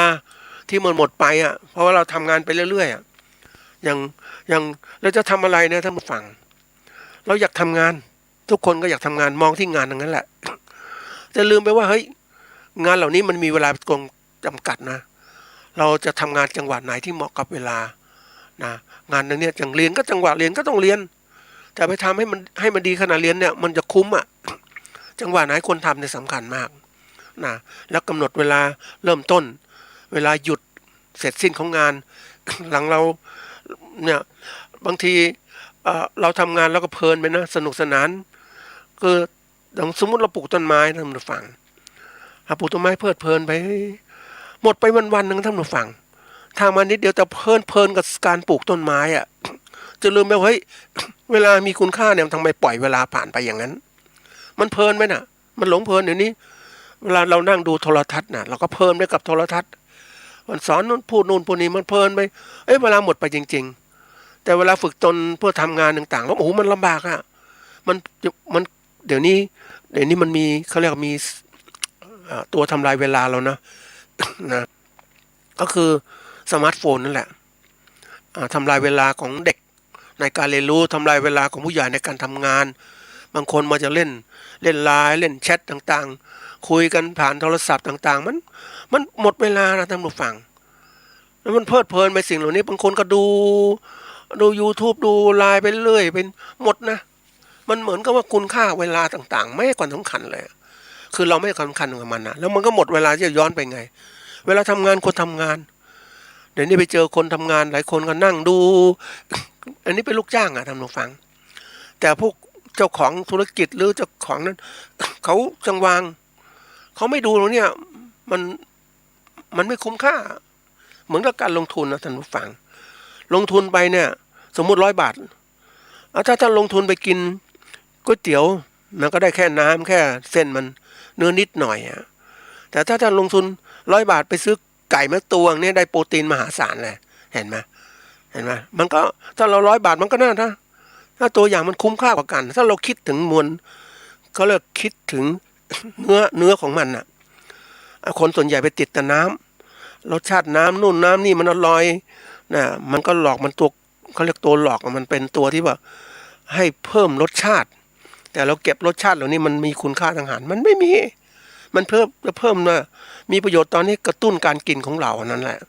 แต่จริงๆที่มีคุณค่าคือเนื้อหนังที่มันเราบริโภคเนื้อหนังของอาหารที่เรากินเข้าไปเนี่ย มันจะเป็นโปรตีนคาร์โบไขมันเกลือแร่เนี่ยมันเป็นอย่างนี้แต่คนมันเพลินคนไม่เคยมองเพราะนั้นถ้าเรารู้จักว่าเฮ้ยจังหวะเวลาชีวิตทำอะไรดูคุณค่าของมัน เพราะนั้น ทีนี้ทำงานเหมือนกันเราเจอนักธุรกิจที่เขาทุ่มเทกับเวลาทำงานเขาไม่ได้สนใจนะ เขาจะทุ่มกับงานทำจริงๆเลยค่อยคิดต่างๆเพราะถ้าเอาสิ่งอื่นมาแทรกปุ๊บมันทำให้การงานไม่สำเร็จนี่เขาจะคิดอย่างนี้เลยนะเพราะนั้นผิดกับคนลูกจ้างหรือลูกน้องที่คิดจะดูนู่นดูนี่มีเวลาไว้ดูไม่เคยคิดเฮ้ยเราต้องหาอะไรที่คุ้มค่าอย่างเด็กเนี่ยไปเจอเล่นสมาร์ทโฟนเนี่ยท่านผู้ฟังเล่นเกมถามว่าเฮ้ยมันเป็นไงทำไมถึงจังหวะชีวิตคุณต้องไปเขียนคุณไม่เคยเขียนคุณไม่ใส่ใจแล้วเวลาโตเป็นใหญ่ก็ไม่มีคุณภาพทีนี้มาดูว่ากรอบของงานเราทำงานต่างๆต้องมีกรอบนะพูดถึงตรงนี้ก่อนเพราะว่าทำไมต้องพูดถึงกรอบถ้าทำงานไม่มีกรอบเนี่ยมันทำงานมันสำเร็จยากไอ้กรอบมันต้องคิดวางปกติก่อนทำงานเนี่ยก็จะมีกรอบวางแนวคิดก่อน คุณมีวิสัยทัศน์เป็นยังไงมองไปข้างหน้าเป็นไงโลกข้างหน้าจะเปลี่ยนไปคุณจะทำงานอะไรนะคิดไปอย่างงานเกษตรอย่างเงี้ยถามว่าเฮ้ยเกษตรแบบดั้งเดิมไม่มีทางรวยแน่นอนถ้าคุณไม่เปลี่ยนชีพของคุณจากเปลี่ยนเกษตรจากเกษตรและตัวคุณเองเป็นเกษตรกรให้เป็นผู้ประกันคุณได้ควบคุมทั้งการผลิตและการตลาดค้าขายมีกำไรถ้าคุณโมทำการเกษตรแล้วคุณจนทั้งชาตินั่นแหละเพราะคุณไม่มีโอกาสที่จะสร้างกำไรเพราะพ่อค้าเนี่ยเขาก็กดราคาคุณอยู่แล้วนะ ทีนี้นี่คือการมองวิสัยทัศน์เมื่อมีวิสัยทัศน์แล้วเนี่ยคุณกำหนดภารกิจของคุณจะทำอะไรคุณจะทำอะไรให้มันประสบความสำเร็จอย่างคุณจะเป็นเกษตรกรคุณต้องทำงานประสบความสำเร็จคุณต้องเป็นผู้ประกอบการเกษตรเนี่ยประสบความสำเร็จเนี่ยคุณต้องวางเลยนี่ภารกิจจะทำนู่นทำนี่ภารกิจคุณกำหนดภารกิจนี่มันก็เป็นการงานคิดก่อนละคิดแล้วก็เริ่มทำงานวางแผนงานว่ามีกรอบแนวคิดในการทำงานอย่างไรนะเราต้องมีกรอบถ้าเราคิดหลายๆเรื่องมันก็ไม่สำเร็จเหมือนกันนะต้องดูเอาทีละเรื่องแต่คนเก่งๆก็ทำงานหลายเรื่องขนาดเดียวกันนะเพิ่นไปเห็นการเล่นเกมนะท่านผู้ฟังถ้าคนมองเล่นเกมปุ๊บคนที่ฉลาดนั้น เขาจะเล่นเกมที่มันมีตัวต่อเชื่อมทั้งหมดและได้ประโยชน์ทั้งหมดเขาไม่จะมองเฉพาะเกมข้างหน้าเหมือนสมัยที่เด็กๆเคยเล่นหมากรุกอย่างเนี้ยเล่นหมากฮอตอย่างเนี้ยนะไปเห็นเกมฝ่ายตรงข้ามเดินให้เรากินเราก็เพลินกับการกินเราไม่รู้ว่ามันเป็นยังไงแต่ไอ้เจ้าตัวฝ่ายตรงข้ามมันเล่นวางแผนหมดเลยมันกินทีเดียวหมดเลยเราแพ้ไปเลยทีเดียวเนี่ย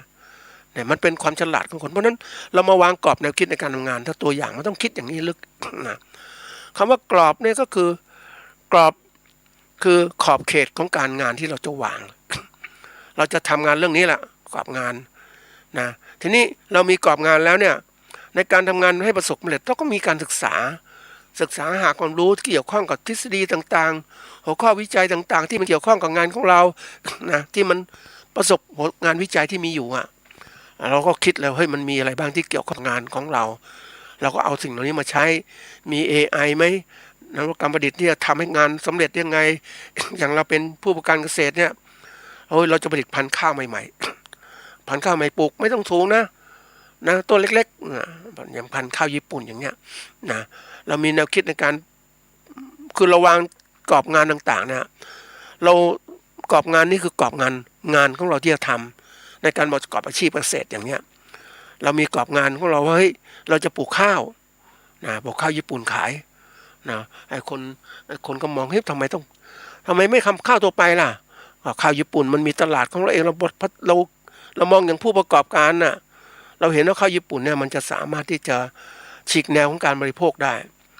คือหมายความว่าคนก็ชอบกินข้าวแบบญี่ปุ่นข้าวญี่ปุ่นมันก็นุ่มนะ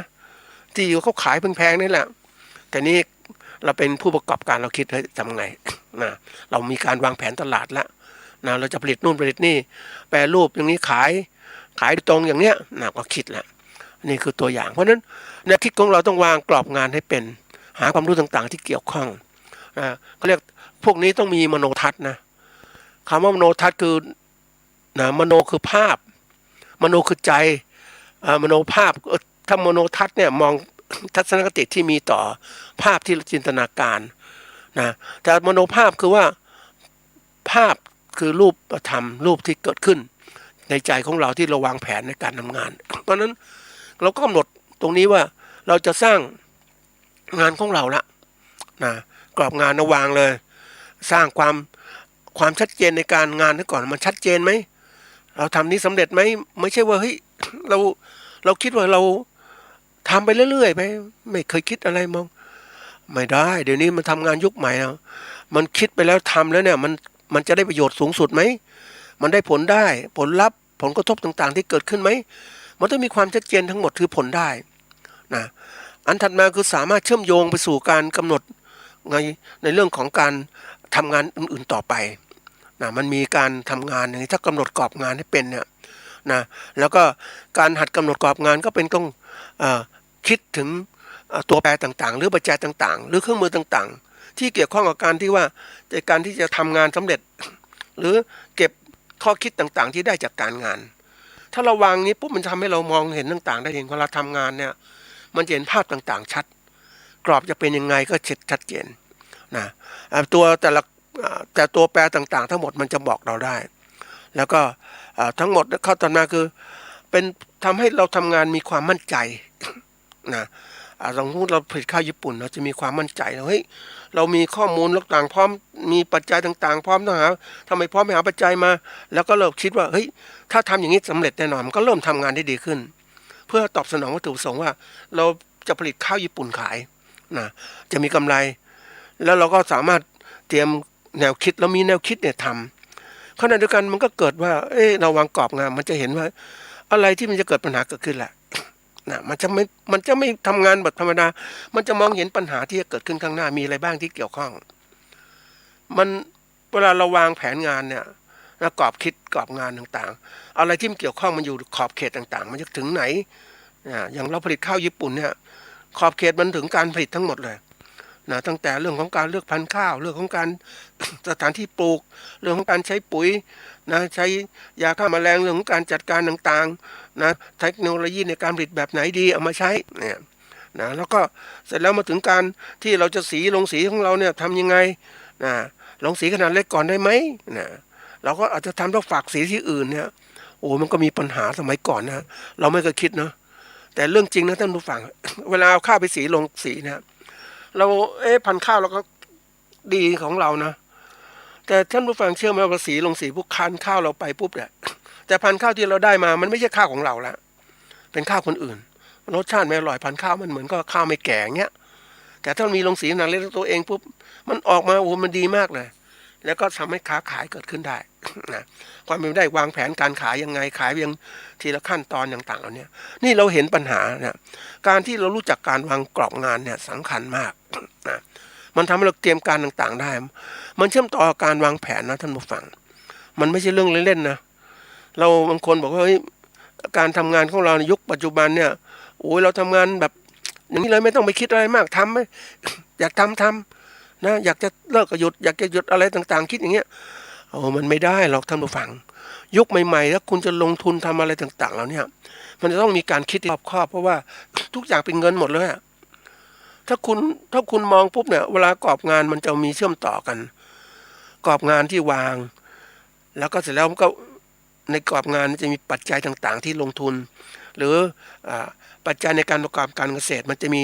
อะไรบ้างอย่างพันธุ์ข้าวต่างๆมันจะเห็นหมดเลยเป็นตัวเงินเนี่ยไร่ใช้พันธุ์ข้าวเท่าไหร่อย่างเนี้ยมันจะเห็นเลยพันธุ์ข้าวกี่บาทเนี่ยมันเชื่อมต่ออย่างนี้เนี่ยเวลาเราทำงานเนี่ยมันต้องคิดอย่างนี้นะนี่การกรอบเขาเรียกวางกรอบงานไอ้วางกรอบงานดีๆปุ๊บเนี่ยมันจะสามารถมองเห็นอะไรต่างๆที่ชัดเจนปัญหาต่างๆแล้วเราก็เห็นว่าแนวคิดของเราเนี่ยมันมีคนอื่นทำไหมเนี่ยเราจะทำกรอบงานของเราเนี่ยจะทำชิ้นนี้แหละนะว่าจะปลูกพันธุ์ข้าวญี่ปุ่นมีใครทำบ้างมีไม่กี่รายหรอกท่านผู้ฟังเอาพูดถึงตามหลักคนเขาคิดไม่ทันถ้าคนมองไม่ออกก็เราถ้าทำเสร็จปุ๊บก็ค้าขายไปยังร้านที่ขายอาหารญี่ปุ่นหรือขายอะไรต่างๆที่มันมีอยู่นี่แหละนะเพราะพันธุ์ข้าวญี่ปุ่นที่นำเข้ามามันแพงเราขายอย่างนี้ปุ๊บโอเคเลยเห็นไหมเราก็มีตลาดของเราเองละแล้วไม่พอเราก็สามารถจะเปิดร้านขายอาหารที่ใช้ข้าวญี่ปุ่นเนี่ยที่แตกต่างจากอื่นเขาคนกินข้าวญี่ปุ่นนั่นฟังก็เราบอกว่ามันแตกต่างจากข้าวไทยมันก็หนุ่มหนุกเหมือนกันนะแต่ถามว่าเฮ้ยมันน่ากินนะทำไมถึงแพงก็ว่าต้นทุนมันสูงญี่ปุ่นผลิตมันเกษตรกรญี่ปุ่นถามว่าค่าแรงงานก็แพงเครื่องจักรอะไรแพงหมดเลยเพราะนั้นเวลาผลิตพันธุ์ข้าวมาปุ๊บเนี่ยข้าวญี่ปุ่นมาปุ๊บแพงแล้วจะขนส่งประเทศไทยก็แพงอีกนะแต่ถ้าเราผลิตปุ๊บเนี่ยโอ้โหถ้าครองตลาดได้นะร่ำรวยแน่นอนเนี่ยแล้วก็พยายามเขาเรียกว่า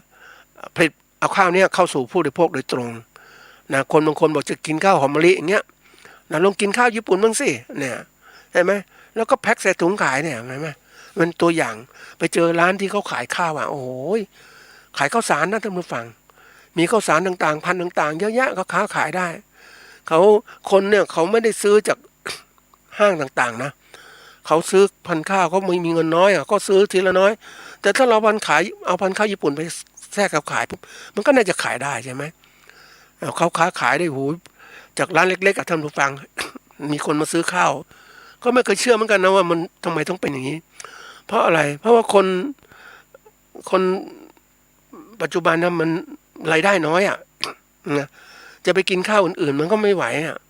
ใช่ไหมก็ซื้อข้าวสารหุงเองทำเองดีกว่านี่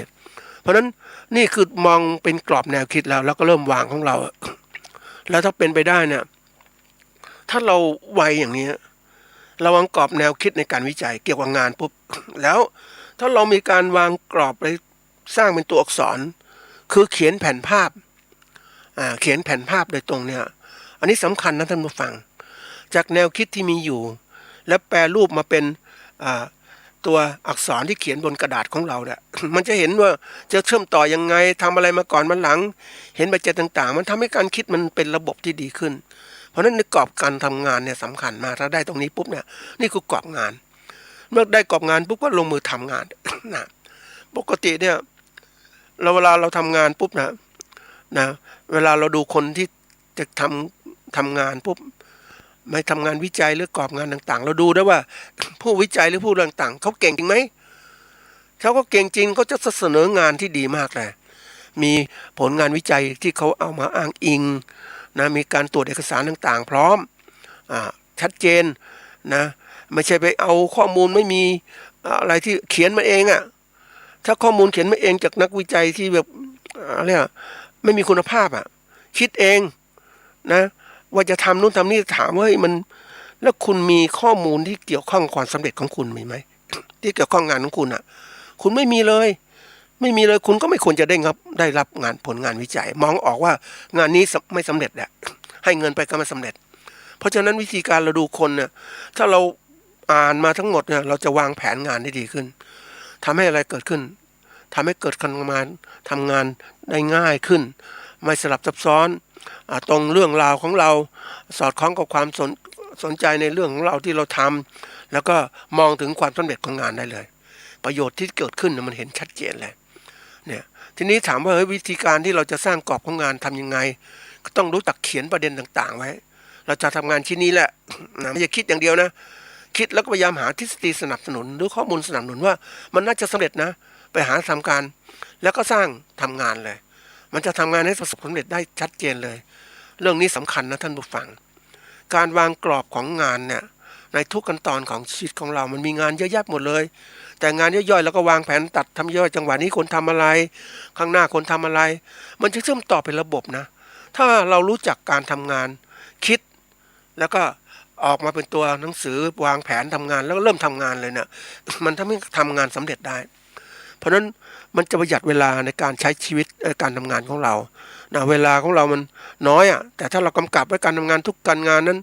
เราไม่จะทำเล่นๆเราทำจริงจังเพราะเวลามันจำกัดเนี่ยเราก็จะทำงานอย่างจริงจังใช่ไหมสำเร็จแน่นอนอันนี้ก็เป็นเรื่องที่มาบอกท่านเกษตรกรหรือผู้ประกอบการต่างๆอยากจะทำงานสำเร็จก็ทำแบบนี้ครับมีกรอบการงานมีกรอบเวลากำกับแล้วกรอบงบประมาณด้วยถ้ามีใส่ลงไปก็จะทำงานดีขึ้น